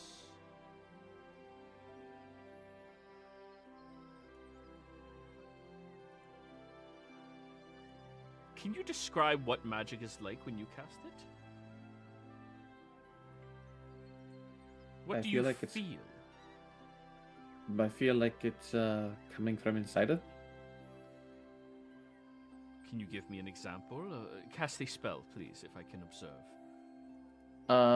Sure. I will do Sorcerer's Burst. Thanks. Oh, you need to make sure you change that to add in your charisma modifier. I did. I'm clicking it from the sheet. Why? Make sure that you don't have it on auto ability. Make sure you have it on. You actually choose the ability, not have it on auto. There it goes. It's okay. What's happening is it's rolling the attack first, then damage, and that's why it has the no ability thing there. Oh, okay. Okay. That. Cool. Got it. I'll do that and just kind of use it to light the fire. I guess we'll use for tonight. So you just commanded that all by yourself. You didn't. Very. Aruge, did that have a verbal and somatic component?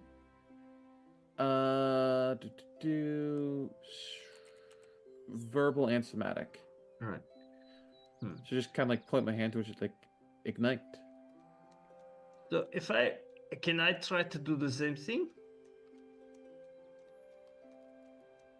By all means, I mean, just be careful. Usually when you are trying to learn how to wield magic, you have somebody far more powerful near you who can, well, stop the spell if you are doing something too egregious. But yes. Right, but I mean, if it's just a matter of gestures and words, then you could someone could imitate it, right? Not necessarily. You can certainly try. See if you have the ability. I wouldn't be that surprised. You're far more witty than many mages that I know. Or I think I know.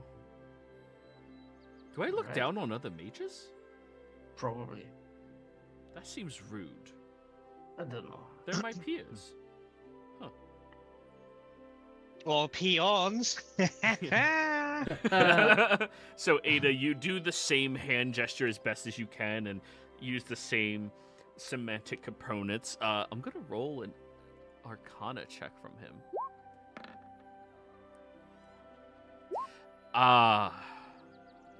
I'm not. Yeah, and you just minor illusion. Look at that, Ada. You totally made. Oh, was that what you're doing, Kat? It's just. yeah, absolutely. Sleight of hand. Kat. Well hand, okie dokie. Hey, dirty 20. Holy shit, Ada! You just did it! And he watches, he goes, Ada and Damson, I think the two of you are innate casters. I don't know. I didn't feel anything special. I just. You didn't feel that? You didn't feel the surge of magic come out of you as you interacted with the weave directly? No. I just felt a bit stupid trying to imitate the thing. Yeah. Magic is not stupid. It is far from. Well, I didn't say magic is stupid. It felt dumb to imitate. You know. I know I can also do a thing with like plants as well. Well, I mean, don't exert yourself, but if you're willing to show, I mean, feel free. Yeah, I'll find like a little flower that's like not bloomed and like do a different like gesture and just say like bloom and have it bloom using like druidcraft. I'll try and imitate that as well. All right, Kat, are you sleight of handing? Hell yeah, let's do it. Oh. A 14 that time. Damn it, how do I close this thing again? Ah! There it is.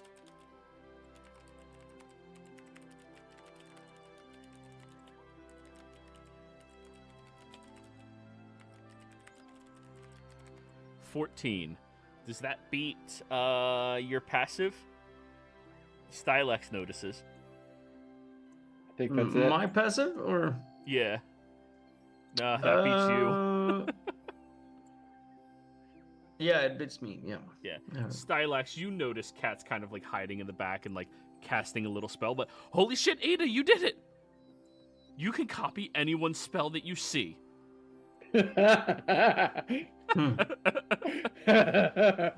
Interesting.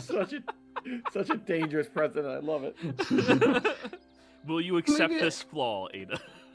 I will try to see if I can develop this talent. I will. I will approach Ada. Lean down and Miss Ada, and then I'll whisper in her ear. Kat was doing some weird gestures at the same time you did that twice. Maybe see if you can do it without Kat around at some point. Sure. And then I sit up and I go back to practice. I walk away and go back to practicing my spear. Hey, Kat, come here. Yeah, sure, why not? I just bounce straight into her lap. See if you could try the same thing. Try what? To imitate the damson. Oh, I can't do that. You could try. No, but I know what I can and can't do. I can make things hot or cold. I think I could do that too. Right. Wait, are all of you innate casters? I don't know. Stylax, I've been seeing you like dribble water from your hand. Yes, it's just becoming one with nature. It's not magic. It's just relax. I thought you just had clammy hands. And Duke, how about you? Are you an innate caster of any kind? I'm not sure. I just follow the will of the way and what it provides for me. The will do it. The will do it. The will do it. So, this way, is that like a method? But a method does not have a will itself. Well, to be quite frank, it sounds a lot like the weed that you were speaking of earlier. Well, if you're going to worship any foolish thing, might as well be... I'm sorry, that just came out of me naturally.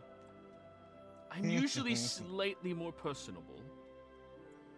It is fine. It does sound like you were suggesting that I was worshipping a personification of the magic that you draw from, so... Maybe. I don't know anything about your religion, nor do I care to. That is fine. Wow. In time, you will find your way. I am a dick.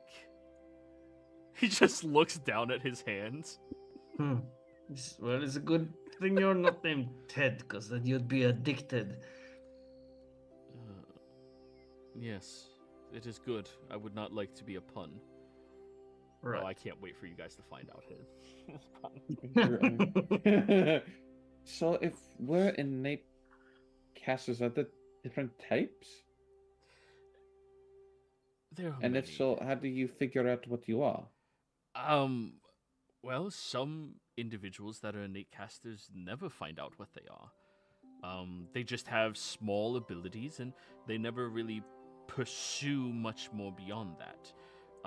While as others, it stems from certain events. It can stem from your heritage. For instance, tieflings.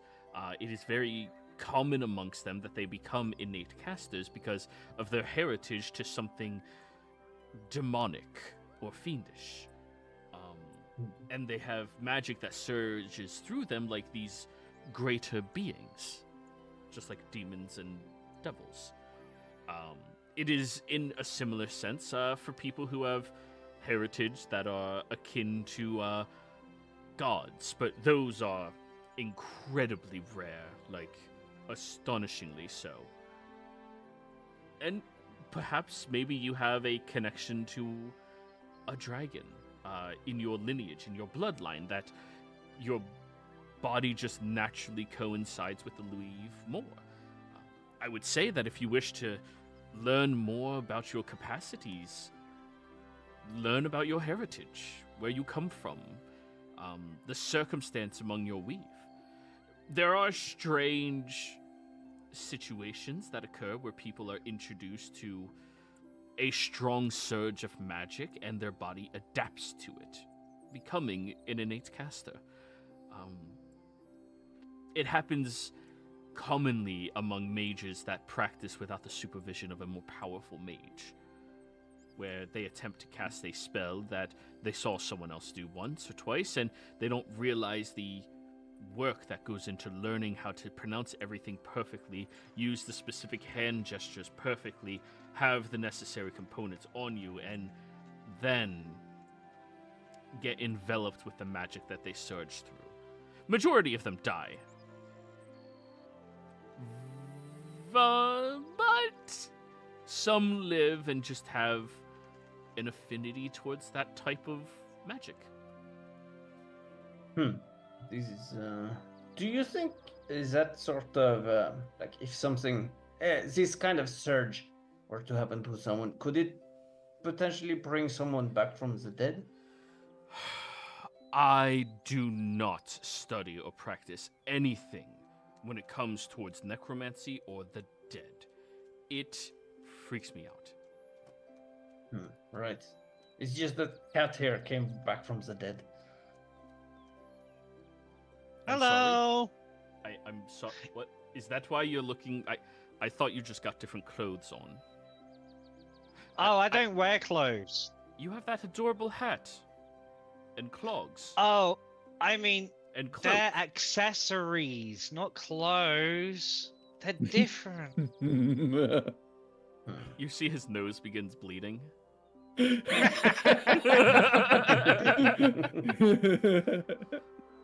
What is it? I'm wearing a wizard nightcap, a sombrero, clogs. Yeah, 2 hats. I haven't taken the first one off. That would be rude. So I take the sombrero off and do the nightcap. Wait, that cloak you're wearing, it has runic markings. Oh, yeah. Do you want to read them? Yes, of course. If Oh, there's yeah, go anything ahead. magical, I want to read about it. Oh, wow, and he just starts like looking it over. It must just be for style.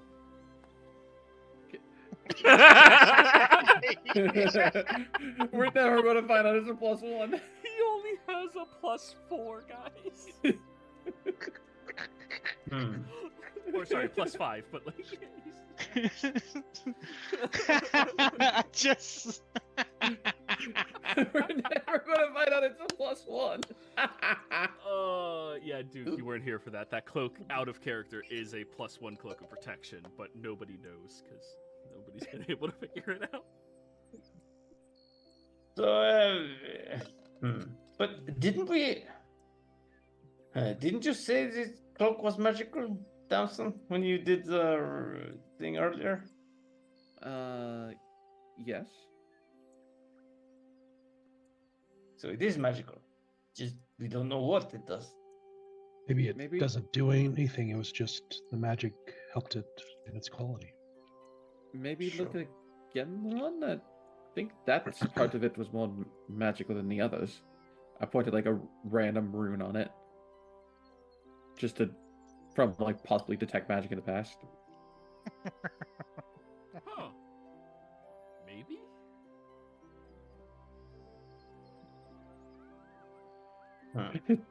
He misidentifies it as a cloak of billowing. No, it's not bellowing. Yeah. It's just a windy day. Yeah. Oh my god, I really want someone to play a stupid wizard who's only like a 13 or 14, but believes that they are the smartest person ever. That sounds Okay. great. Asa, you got that one in your back pocket? Yep, it's actually I have something very, very close to that ready to go. Nice. Thank you. Mhm. Alright, so we're killing one of your characters next week. Thanks for your profile background, by the way. Yeah.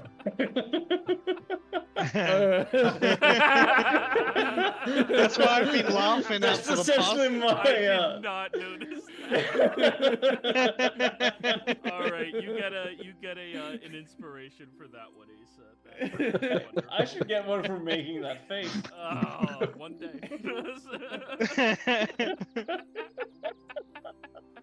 That's how I feel most of the time.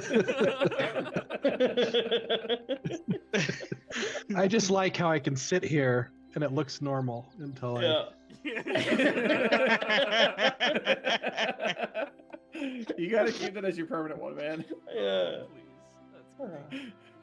You just lean over like you don't even have to look. You don't even have to.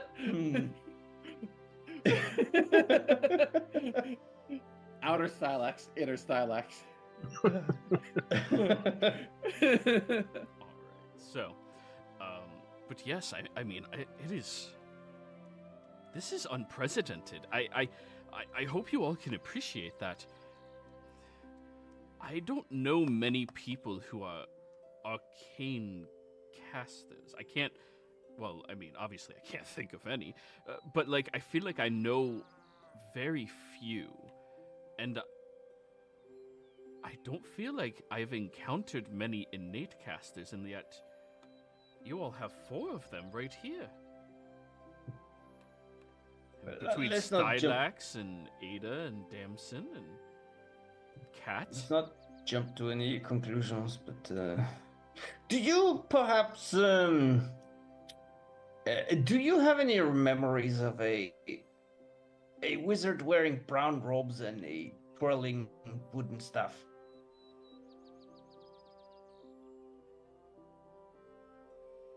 No. Damson or Duke, maybe do you have the painting you made? Yes, here you are on this fine piece of leather. Oh, you drew it on leather? You couldn't find parch? Holy shit! That is remarkable penmanship for leather. Yes, I take pride in the arts. Good for you. I did mean that sincerely, by the way. I hope that wasn't conveyed as sarcasm. No worries, we are all friends here. Okay, then. I don't think this individual seems familiar to me. I mean...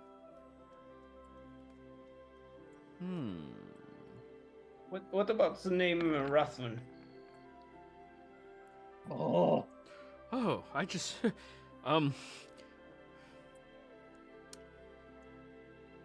need an... He immediately reaches down, touches his wrist, touches his neck. Yep. Goose pimples. I don't like that name at all. It quite literally made my heart race. And not in a good way, you know, like when you find a big library full of books and information. Or for some others of you, I guess, I don't know, like a brothel. I don't, is that like... Okay, good. Thank you for confirming, Stylax. Yes. But in a bad way, like your parents about to reprimand you for stealing cookies. You understand? Yeah. I did an insight check. I know he's telling us something, but I'm just trying to gather if there's something that I feel like he's fear. Leaving out. Fear is what he felt. Yeah. Yeah, like immediate, like innate fear. Yeah, so I know he got the body reaction and he touched himself. Or, well, not like that, but he got the body reaction. He just said books, sir. But do I get the impression that he's holding anything back about maybe his relationship? He did attempt to stifle that reaction. Okay. You're not positive if that was like a conscious decision of his or a subconscious one, because that reaction did not seem like a conscious decision at all. Gotcha. Yep, cool. Well then, why? Wait, is this the man you guys were talking about when we first met? The one who stepped into the bar? Might be. Yes, as a wizard. That's a wizard? Right. Why? Why is staff that big? That's so ostentatious. That's like... I think he's compensating for a smaller staff. Well, clearly he doesn't need a smaller staff. He has a bigger one right there. Oh, you were making an innuendo. Right. It's hard to find good stuff these days. Is that still an innuendo? Sure, maybe somewhere, I don't know. I was talking about like a staff of servants or something, you know. I was making a joke, okay. Right. Well, I do believe we've talked about this over the course of a week or so, and oh, would you look at that? Right over that area there looks to be civilization. Oh, good. I'm assuming this conversation didn't happen all in the same night. It's just Yeah. traveling to get to your destination. So, you go over some long, windy hills, entering into the beautiful expanse that appears to be the edge of the prairie before you get over to this vast river that cuts through the bramble woods themselves. you get over to this bridge that you see, and you can see that there is a ferryman outside of it who allows you to place your cart's belongings. And it's going to take 2 journeys to get the cart, the wagon, and all of you across. Before we get to the river, every night, I would have approached Duke. Duke, this way you speak of, can you give me one sentence to ponder on tonight? And every night, I'm going to ask him for like a sentence or two, just boiling down what he's talking about so I can go think on it.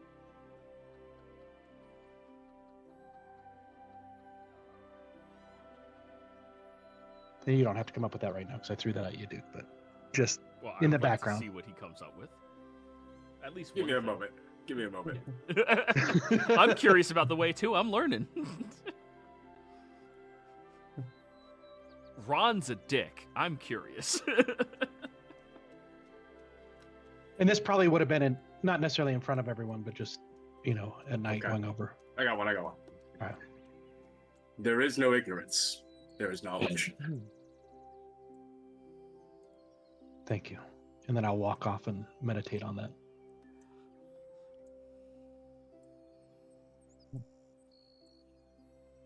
I'm going to write that down just in case. There is no ignorant. Do you remember it? There is no ignorance. There is knowledge.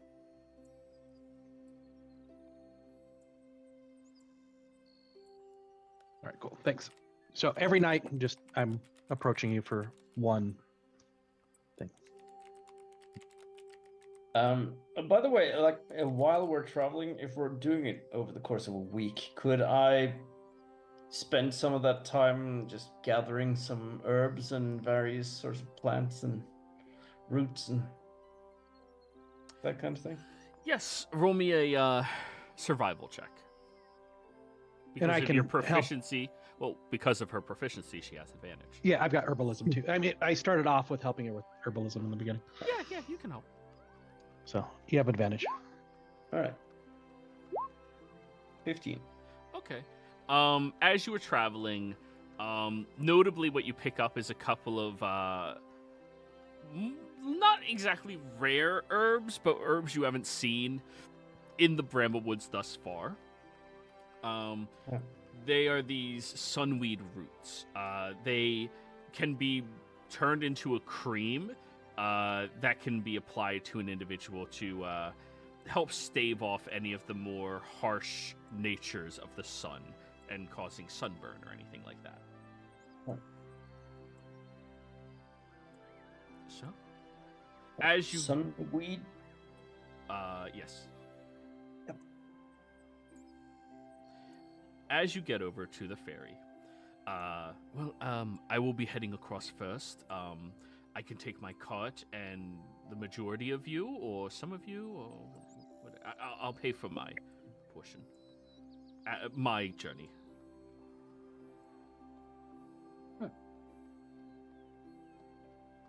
Right. Sure. Sorry. If you want to go over in your cart, we'll come over in ours. Oh, so I'll enter into the city all by myself. Okay. Gets in there, starts heading across.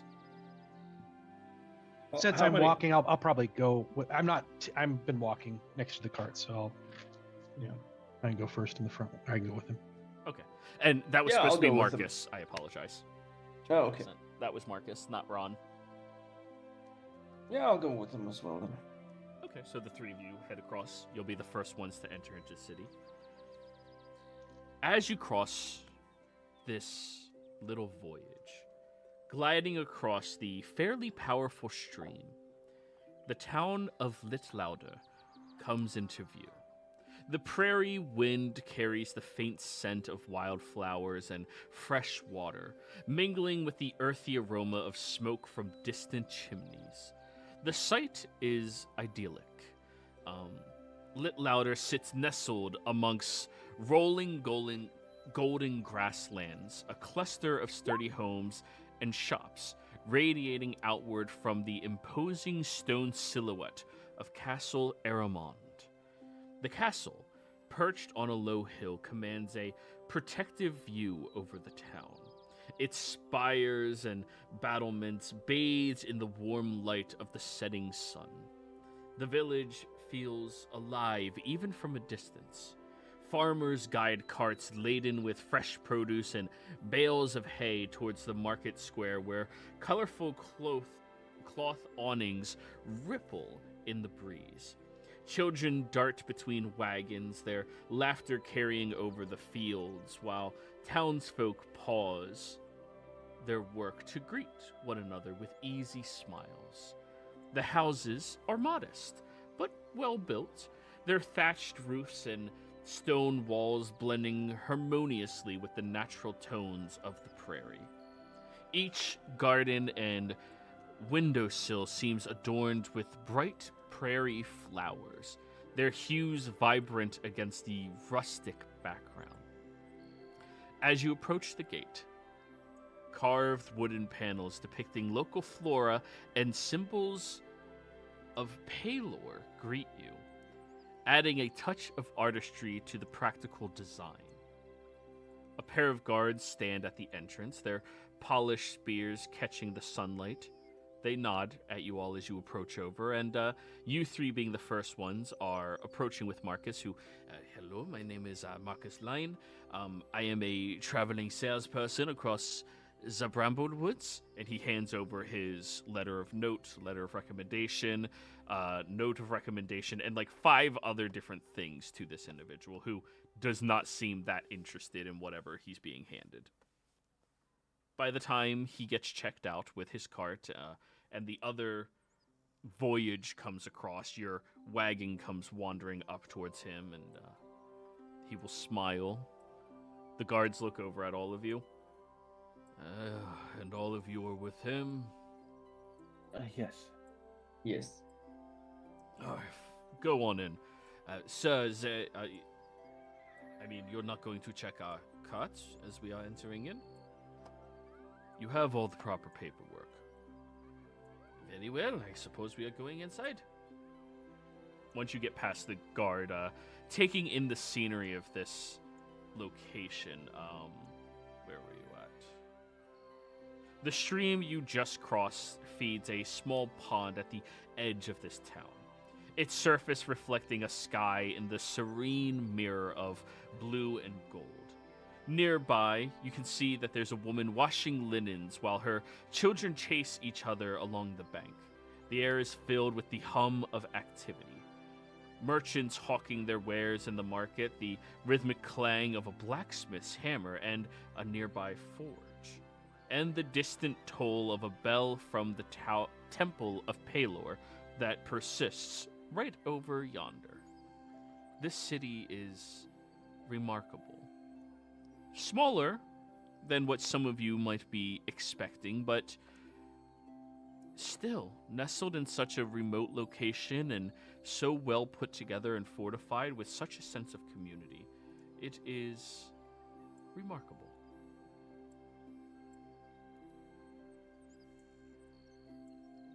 It's a very pretty town. Yes. Seems like a quaint little hamlet, sort of.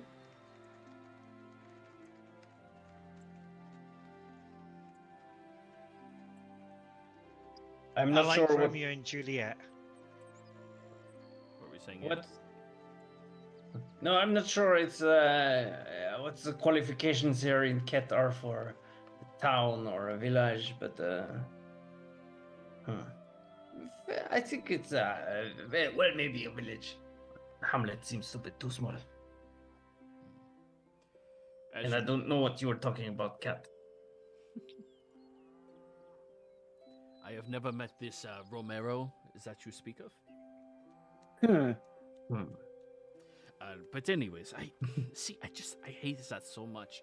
I mean, yes, it's convenient that all of us got in, but they are supposed to check to make sure nobody is smuggling, say, a bugbear into the city or the town. They didn't even check you. part of me now wants to see how much you could get away with, and then just like go right in. Well, I mean, they still have a lord. He can order your execution. Well, I thought it did make sense that if you said this Lord, what was his name again? Basif or something? No. Let me get to it. Nice Zabaran Al-Rish. Keef Al Ishat. Yeah. Ah, right. If he's a very careful and concerned man, maybe, I mean, it would make sense that he had a very strict watch, but maybe something has changed. Maybe. I need to meet up with the steward. However, if all of you are interested, you can go over to one of the local inns, and they only have the one in town, and pick us up a couple of rooms. Personally, I would not mind sharing my room with just one other individual. Of course, I will pay you back for my room. But I am not sharing with more than one person. Okay. All right. And if I have my Definitely. choice, I would choose Kat as my roommate. Is See- it because I'm the smallest? That is correct. Yeah. Here I am hoping for Cat to be my roommate. Very well. I will settle for someone else. Anyways, I need to go meet up with the steward. Feel free. Go on. Maybe we should, if you have that painting, Duke, you could ask for maybe one of the guards has seen if the wizard passed through here.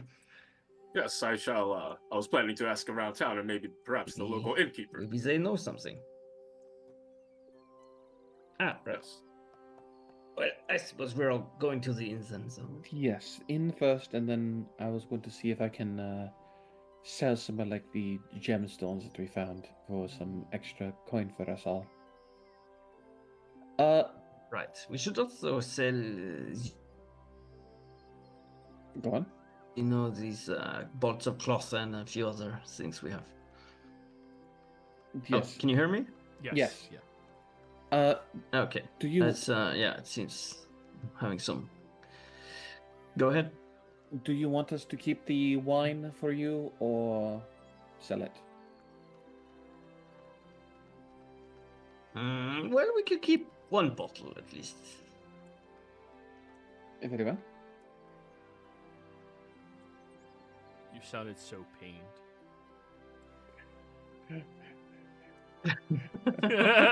How very French Maybe of a you. little bit, yeah.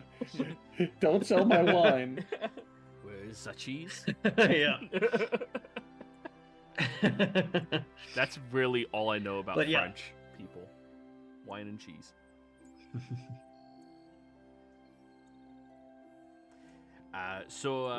Yeah. I shall see you all later. And he starts heading out, taking his cart pulled by his mule with him. You guys head on over towards the only inn that they have here. It is called the Two Seasons. Could they not afford the other two? No, there's only 2 seasons in this region. Why would they name it anything more than that? There's Really? 2 What- seasons. What are the two seasons? Hot and decent.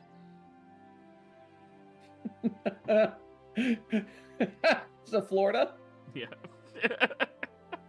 But you guys step inside when you pull open the door. Nowhere near as well crafted as Karashan was, but still, nice looking buildings. As you open the door, you do hear a ringing of a bell, ding ding ding ding, above your head. And looking inside, you can see that there's a couple of farm hands at some of the closer by farms that seem to be taking a lengthy break for dinner, or possibly are getting done with their evening. You also look around the establishment. I would like a perception check from one of you who's curious about the tenants. Yeah. Do. Seems how I'm always watching out for Miss Ada, 17. 17. Inside, there also appears to be people that are definitely not farmhands. Perhaps they're sellers of different varieties, but you can look over at the nature of their arms. If you work on a farm, your biceps are always developed, and your forearms are strong. You cannot avoid it. You're literally working with your arms, your back, and your body all day long. These guys do not have the same developed nature within their bicep. So you take note that they're definitely not farmhands. Nothing nefarious that you can sense them. Yeah. In addition to that, I would like somebody else to roll a perception check. This is somebody who cares about the environment they have stepped into. Curious about the Sure, I'll do it. build. All right, go for it. Hey. 17s tonight. Let's go. As you step inside after Stylax, looking around, this place, there's a lot of buffalo heads on the walls. Big buffalo heads. And you look around, they have a lot of taxidermied prairie creatures in here as well.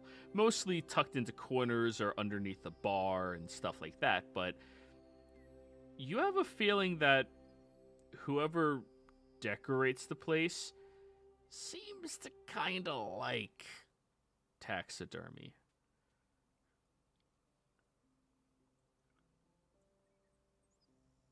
And Other taxidermy stuff. someone who is not the two of you who's stepping up to the barkeep, this man who rotates around towards you all with a handlebar mustache that goes up into his very large sideburns. I'll step up with him. Hello there. I'm sorry, what'd you say? I said hello. Hello. Hello! Yes, good afternoon. I'm sorry, you're gonna have to talk slower. I understand you perfectly. The accent's not that bad. He's just...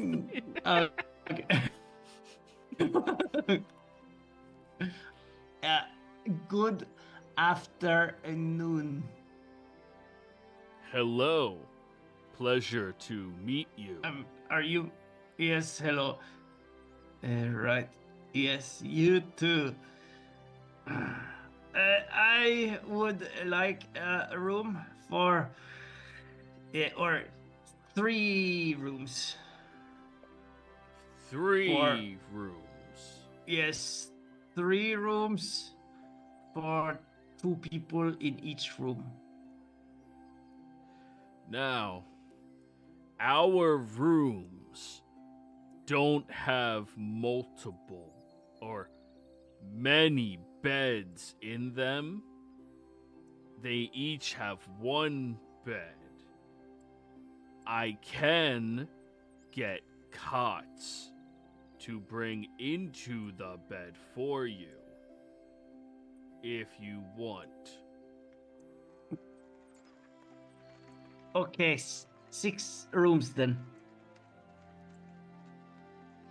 We don't have 6 rooms.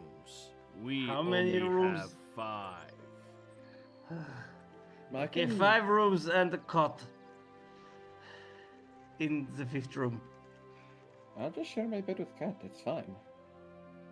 But we are, it's you and me, Stylax, Duke, Cat, and there's Ron and Marcus. Byron, why are you talking so slow? Oh, Martha, just shut up. I'm dealing with the customers.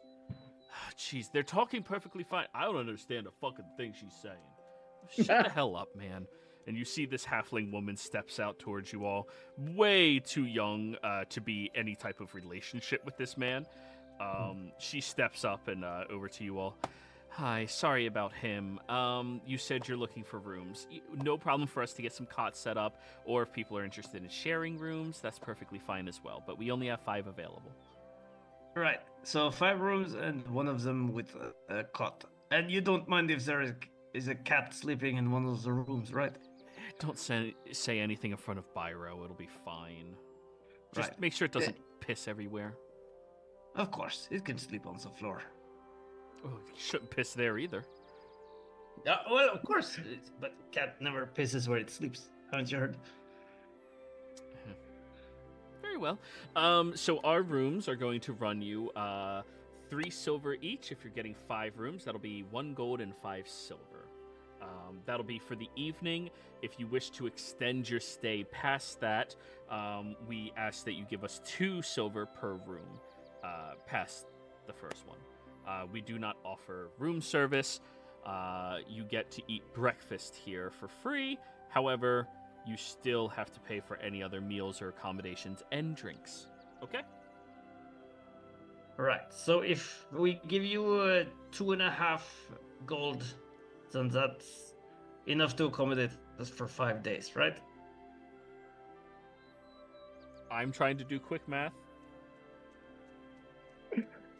Is this Aya Yes. doing a deception? Wait, is that... Wait, Not really.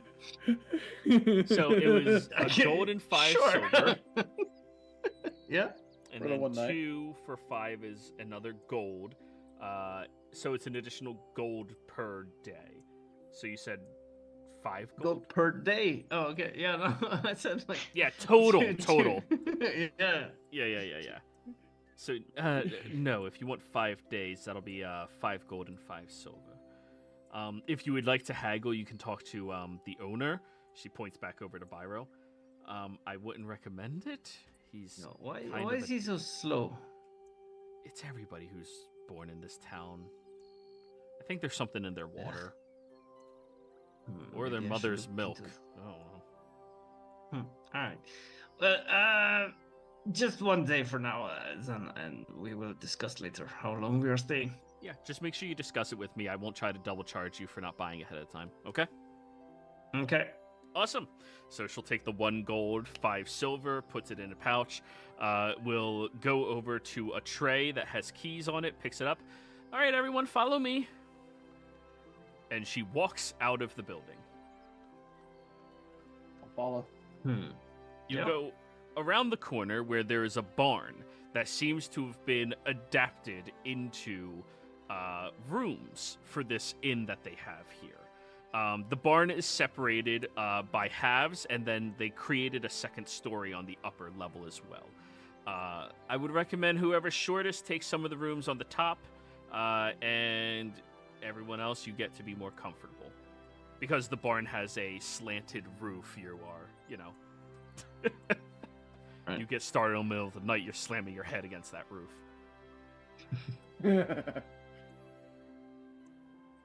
All right, here's your 5 rooms, everyone.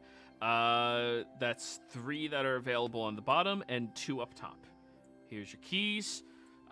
Breakfast is served at dawn, and first come, first served. If we run out of it before lunchtime happens, then you're SOL. Okay? Okay. All right. All right. Oh, I'll and take I'm a room on the Martha. bottom. Oh, hey, Martha. I am Adeline. Adeline, pleasure. Oh, do you need a stabling for your valiant steed over there? Yes, please. Oh, yes, Kong. All right. You'll have to tend to them yourself, though. But we do have a Sure. spot in the back. Okay.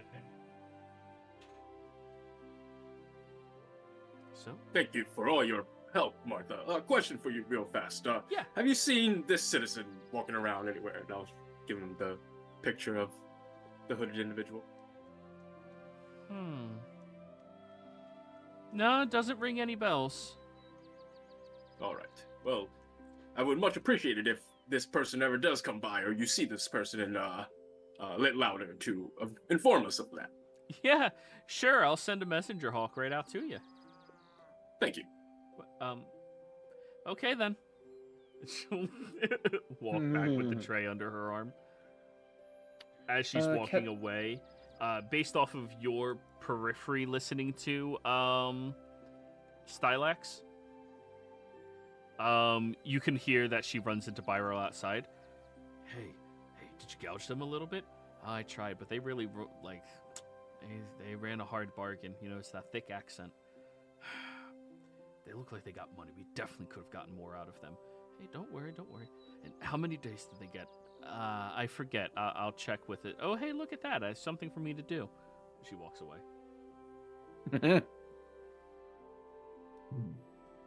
What were you asking, Damson? Sorry. I'll ask Kat, do you want a room on the top floor or bottom floor? Can this barn handle you being on the second story?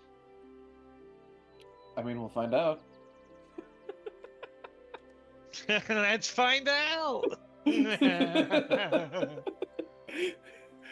All right. So the four of you go on to the top. Well, sorry, the two of you go on to the top, taking one of the two rooms up there. Yeah.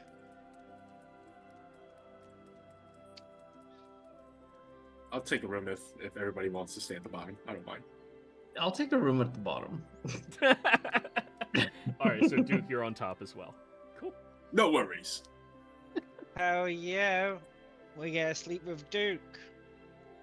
Doop, doop. Yep, right next door. And they are like very thin walls. Like this is a barn that has been repurposed into an inn.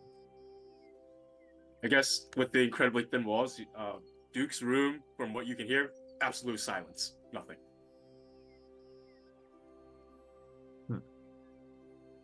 Best neighbor. Best neighbor. Yeah. But yeah, you guys can leave whatever you would like inside of your rooms. They do allow you to park your wagon around the side of the building off the street, but they don't really have like proper stabling for it here or anything like that.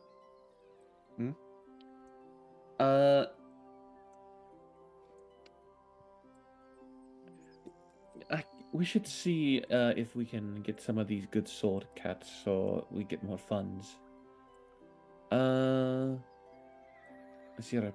Ada wanted to keep a bottle of wine. I think we should keep a hold of the candles and chalk. Keep those. Yeah, I think we can sell the gems, the hunting horn, the bolts of cloth. Actually, no. We should keep the bolts of cloth in case we need to repair the cot doll.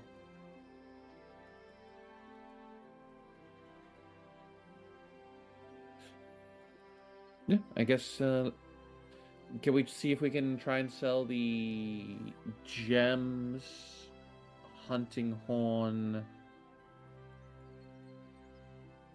2 bottles of wine? and 2 bottles of wine, along with some gems I have? Can you type it out in chat and add in the price that I gave you, what they're all worth? Yes. 2 bottles of wine, total 40 GP each. 9 precious gems, 90 each.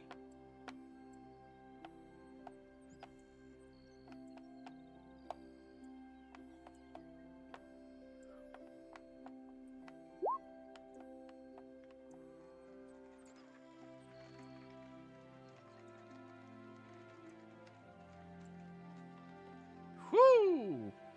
Okay. So, as you guys get situated in your rooms and begin heading out, you do hear somebody who runs out of the church and begins ringing a bell as they run through the town. Don't forget the evening sermons for Paylor! Evening sermons for Paylor!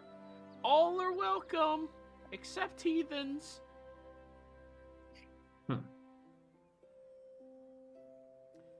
You go over to the town square where many of the shops are already starting to close up as dusk is falling down. But you do walk over to one shop.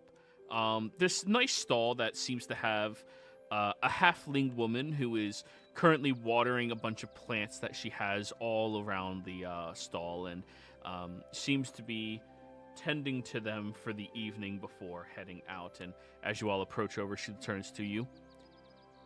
Hi there. Hello there, ma'am. Beautiful flowers you have by your stall. Holy shit, you talk. I'm sorry. It's okay. Yeah, I just thought somebody put a really big kimono dragon into an outfit or something. How do you know what a Komodo dragon is? Well, I mean, I've read about them in books. Oh, okay, interesting. Yeah, some of us folks actually read. But hi, I'm Myra. I run this stall here. What can I do for you? Greetings, Myra. Was wondering if you'd be interested in some wares that we have for sale. We're looking to sell some wares, and we're wondering if you are perhaps in a space to buy some of them. I mean, I can look. Sure. Let me see. Okay. I'll probably start with like the 2 bottles of wine because those actually go bad. Oh. You know. Well, relatively, because wine does have an expiration date. Gems don't. True. Sure. Yeah, that's fair. Ooh. Now I can't really Oh, these wine bottles look really nice and expensive. I don't think I would be able to buy them from you. Actually, in a place like this, you're probably stuck talking to either the steward or the Baron himself if you're trying to hawk things like that. But what else you got? We have some gems that we've procured. I'll bring out some of like the 9 precious gems that are 10 each. Ooh. Oh, this jasper is really nice. I'll buy this. So, Sure. Be happy to sell it to you. Would you take 8? what sort of things do you sell in your store? Oh, flowers, ointments, poultices, things like that. Ah, so you're an herbalist. I am, yeah. Nice. Belong to the guild yeah. and everything.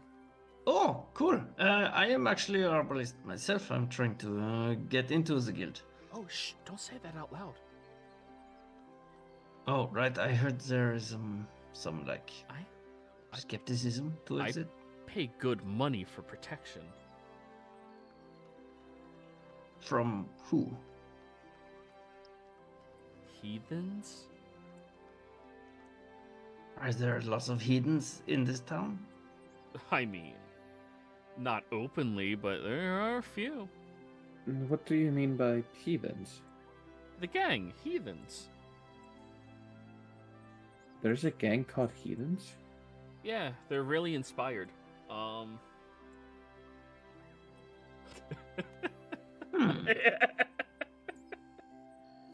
Interesting. Yeah, they're known out here in the prairie. Rumor has it that they have some type of like hangout somewhere within the prairie lands that nobody knows where it is. But every time something goes wrong in the city, you just see a yellow painted H. You know it's the heathens. Interesting. So, how many? Do you know how many of these heathens there are? Oh, I mean, my shop was only confronted by them once. They tried recruiting me, right? Because they were like, "Hey, we need someone who can fix up all of our infections." And I'm like, "I'd be more than happy to sell my services." But yeah, they weren't interested in that. They just were interested in, taking it. So I started paying for proper protection, and now I'm able to be an herbalist out in the open.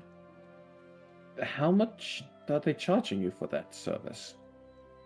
Oh, it's a lot. It's like 5 gold a year. That is quite a large amount. Yeah.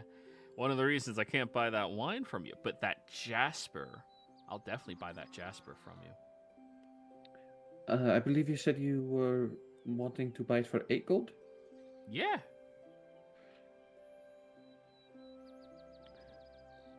Sure. Thanks. And here, have a daisy. She hands you a daisy. Well, thank you. I will Actually, these eat- daisies are about to go bad in a few days. So each of you, have a daisy. Thanks. Did you know? Cat will eat theirs. Aww. It must have an upset tummy. Did you know that daisies are not actually constituted as flowers, but they are a subspecies of a root called a weed? A weed, eh? Right. But despite Do you- the fact that there's something that farmers hate, they are still incredibly beautiful. Yeah, Daisy Dukes. I shall pin it to my armor over here. Do you have any herbs of a more alchemical sort? What do you mean? Well, you know, herbs that have various properties to them. I mean, I can look through your shopping, but if you have a catalog or something, Oh, it's much easier. I don't have a catalog. You're more than welcome to look at what I have here in the stall while I'm finishing up watering the rest of the plants. Sure, okay. All right. And make sure you Well, remove one of those gems and I add the did. 8 gold. All right, cool. The and 8 gold she is in the party room. She is paying you in silver, by the way. Okay, so hold on. Let me not put it in as gold. Yeah, Let me put 2 it in as gold, and then 60, 60 silver. silver. Welcome to low levels, boys. The start of the party fund. I do have a question for you. What's your hardest flower to grow? In it here. Nightshade.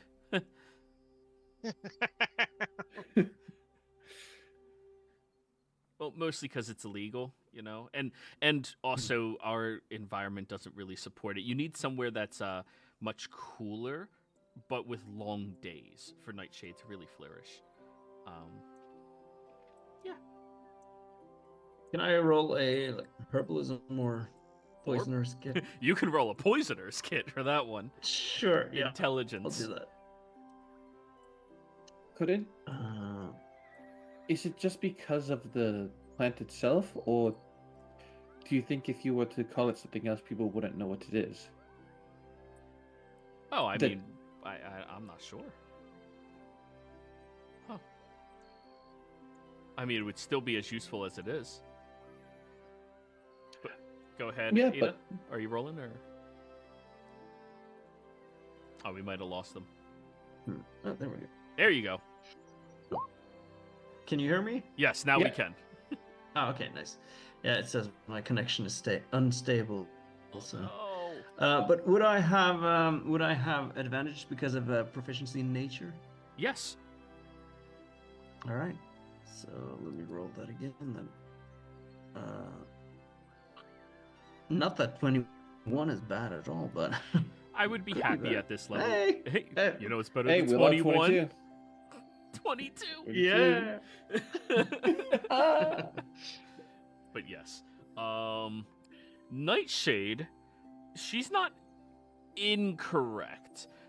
It does need a more cool environment with long days, but mostly what it needs is a humidity-free environment. Whereas this area around here has a lot of humidity.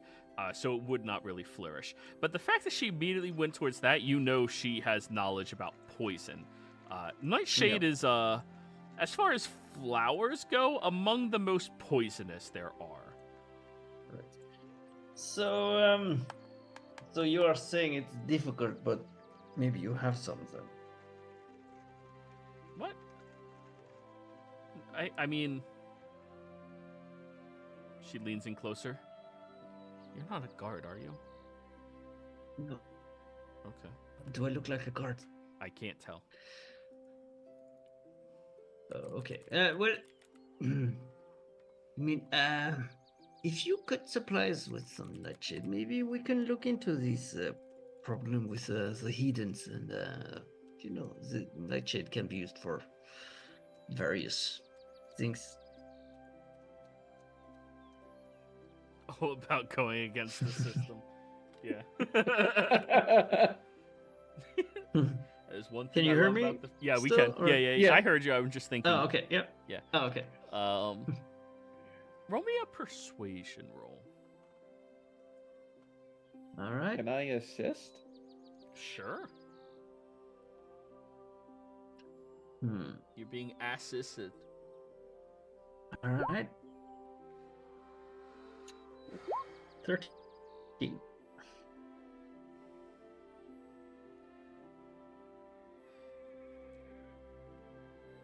There's some heathens that have been bothering my stall over the past week.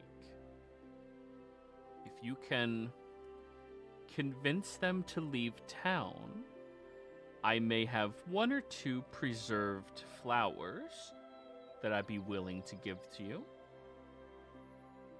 Right. But I need them gone first. And gone in. You simply want them to leave, right? No. Out of the town? Yeah. All right. Sure. Do you have some ipecac? Oh yeah, I do. Here.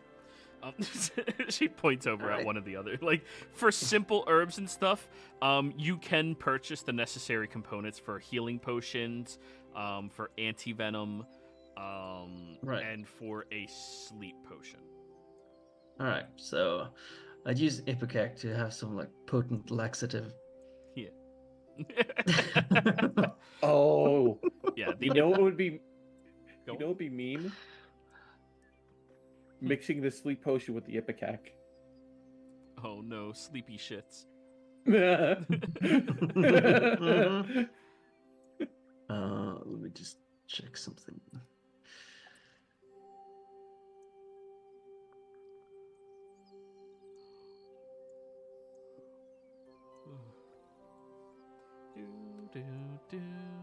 Yeah, I need because I can create poison, but I need 50 GP worth of materials.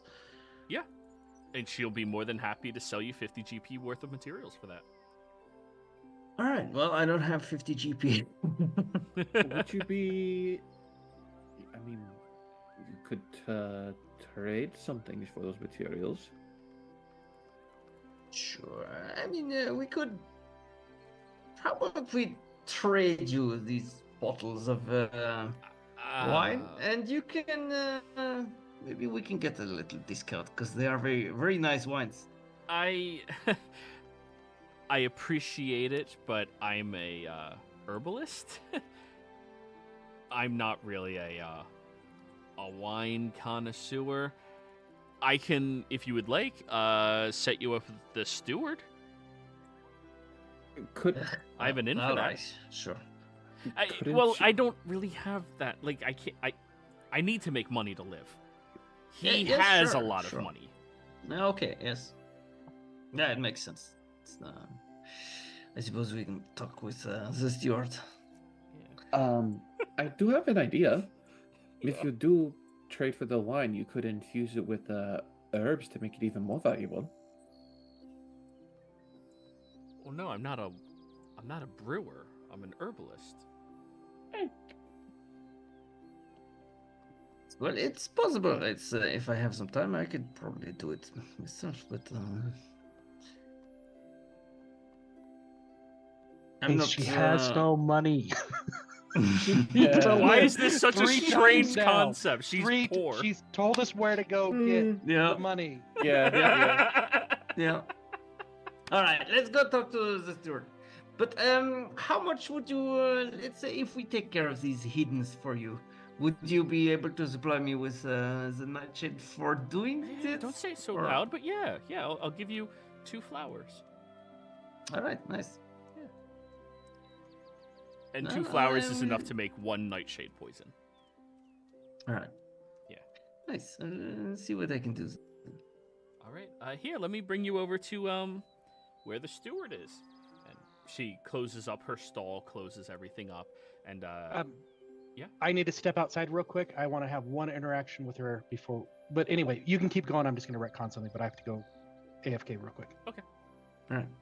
So, she walks with all of you, and you hear the same crier running through the town. Paylor's night sermons, come on, right before the sun goes down. We still have 20 seats available, guys. Come on. No heathens.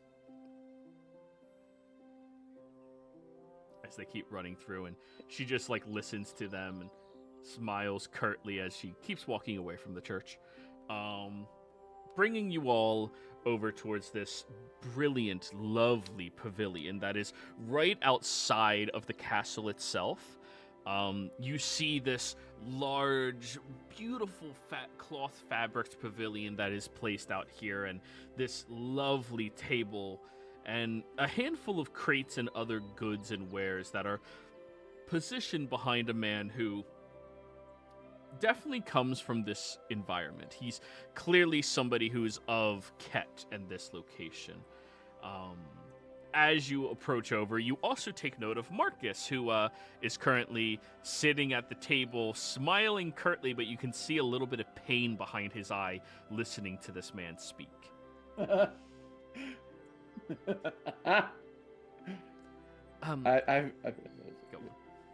I've totally been in those situations. I totally get it. So, as you approach over, he, yep, and that is exactly what I told my last wife. Which is why, in 3 weeks, I'm going to be getting married to my new... Oh, hello? Hello, how are you today, Hello. Steward? Oh, I'm phenomenal, and who are all these people you are bringing with you, Myra? Oh, sorry, Steward Sahil. These are new friends of mine that just came into town, and they were inquiring about potentially selling some wares to you. More sales? Oh, I am looking forward to more. It just so happens we had another man come into town recently. I don't know if you know him. Marcus. These are your names? Greetings, I am Damson. Damson. Right, I am Ada. Pleasure to meet you. Pleasure to meet you. Oh, you both have a similar accent. Coincidence. Right. And so, I who is presume this other others person greet. who... Yeah, I see. So who is this other person who came to sell you? Was it Marcus, or do you mean someone else? Me. Yes. Yes, Marcus right. here. He's a wonderful traveling salesperson, and, well, he's trying to hawk off some very nice things for me, but of course we have to work on our bargaining skills, our dealings, and I have to check the town's finances as well as the Duke's finance, or the Baron's finances, and then after that I'm also going to have to really contemplate about the necessity of all of these items. And he keeps droning on like this for like a solid minute, as you can see the professionalism of Marcus is still smiling, nodding curtly, but you can see the death behind his eyes. Right. But yes, what are all of you trying to sell? Oh, some wine that we have, some gems. Wine? These fine leather jackets. Yes, we do have some No, wine. Some very fine wine, actually. Oh, well, let me see. Let me see. I'll bring out the 2 bottles. Ooh, these are lovely and fairly well maintained as well. Are they still sealed? He flicks the top yes, of it a few course. times. They are, and not resealed either. I see the waxen is still on that, without any abrasions onto the... nice. Oh, I like this.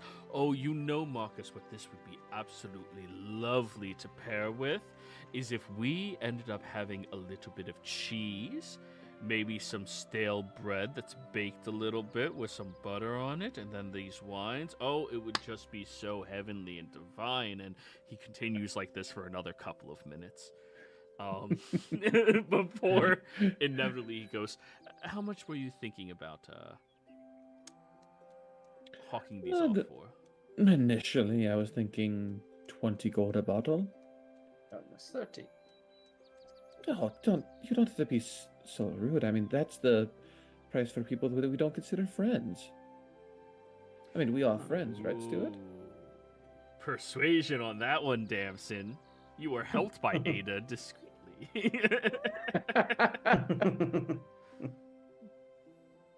25. And friends we are. You know what?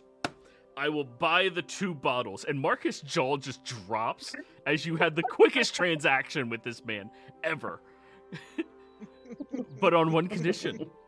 You share it with me tomorrow here under the pavilion with some cheese. This sounds absolutely lovely. Of course. Oh, yes, more friends. And also, I need to know more about your tales. I've never met a purple-colored kobold before.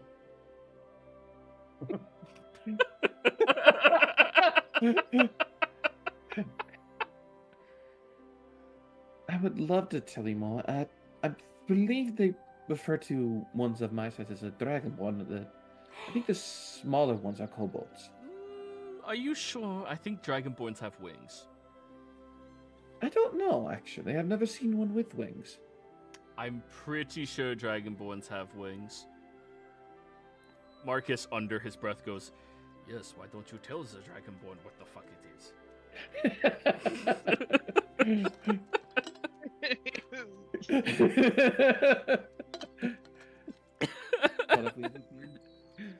Well, that would be a good conversation to have, and maybe we can find some books to read while pairing it with the cheese and wine. Oh, I love reading. I used to belong to this book club, but for some reason, so many people just gave up on reading. I really don't understand it. It's as if they just fallen out of the habit of reading. But of course, I keep checking in with the local librarian, and the books are still getting checked out and in record time. So I suppose they just prefer reading more privately. I can't imagine why they didn't want to come with me and discuss it on daybreaks. I don't know either. I mean, it sounds like a lovely conversation to have. And needless to say, he droned on like that for another minute. Yeah. Yeah. I'm not gonna do that to you guys. Yeah.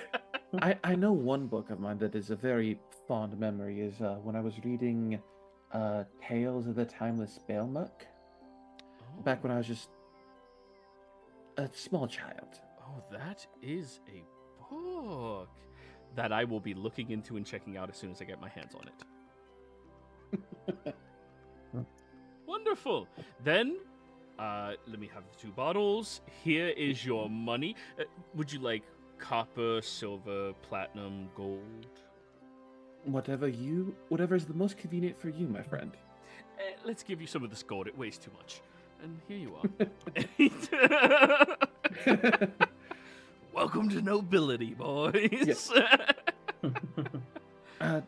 We do also are looking to sell some gems, antique hunting horn as well, but I wouldn't dare to ask more than one sale from a friend a day, of course. Oh, but I mean, the hunting horn is quite a. It's a collector's item. Personally, I could maybe find some space in my house for that. Let me contemplate it over the evening. And you said gems? Gems. Yes, I'll bring out the thing of the 8 precious gem and the small bag of gems that you had said that I found in that one merchant caravan that loot. There's just some fairly nice gems, nothing too extravagant, of course. In the morning, I'm going to go speak with our brilliant, brave Baron and see if he has need for them. I know his daughter is coming of age, so she might need new pieces of jewelry and such, and if so, I may be able to procure them on behalf of Lynchlauder. But let me talk to him first. Of course, and congratulations. I'm glad to hear that his daughter's coming of age. I will pass your congratulations on. Oh, it's such lovely people. Marcus, really, it's unfortunate you weren't traveling with them when you came here. These people are amazing. You two should meet, all of you. And I'm going to be packaging up from the... sir, what about our dealing? We were still discussing our... Well, you're going to join us for cheese in the morning, right? Yes, I am, of course. Wonderful. I will see you all tomorrow. Oh, wear your day hats. Oh, adorable hat on your cat. Thank you. Thank you. As he walks away. And- Yeah, I'll keep up with the facade as he's like walking away. Like, pleasure to meet you, Marcus. I'm Damson. Pleasure to meet you, Damson. And he'll go to like kiss you on the on the cheek, you know, like French people do. Yeah. God, we're talking so much shit on the French. And as he gets closer, you are paying for my room since I now have to be here longer.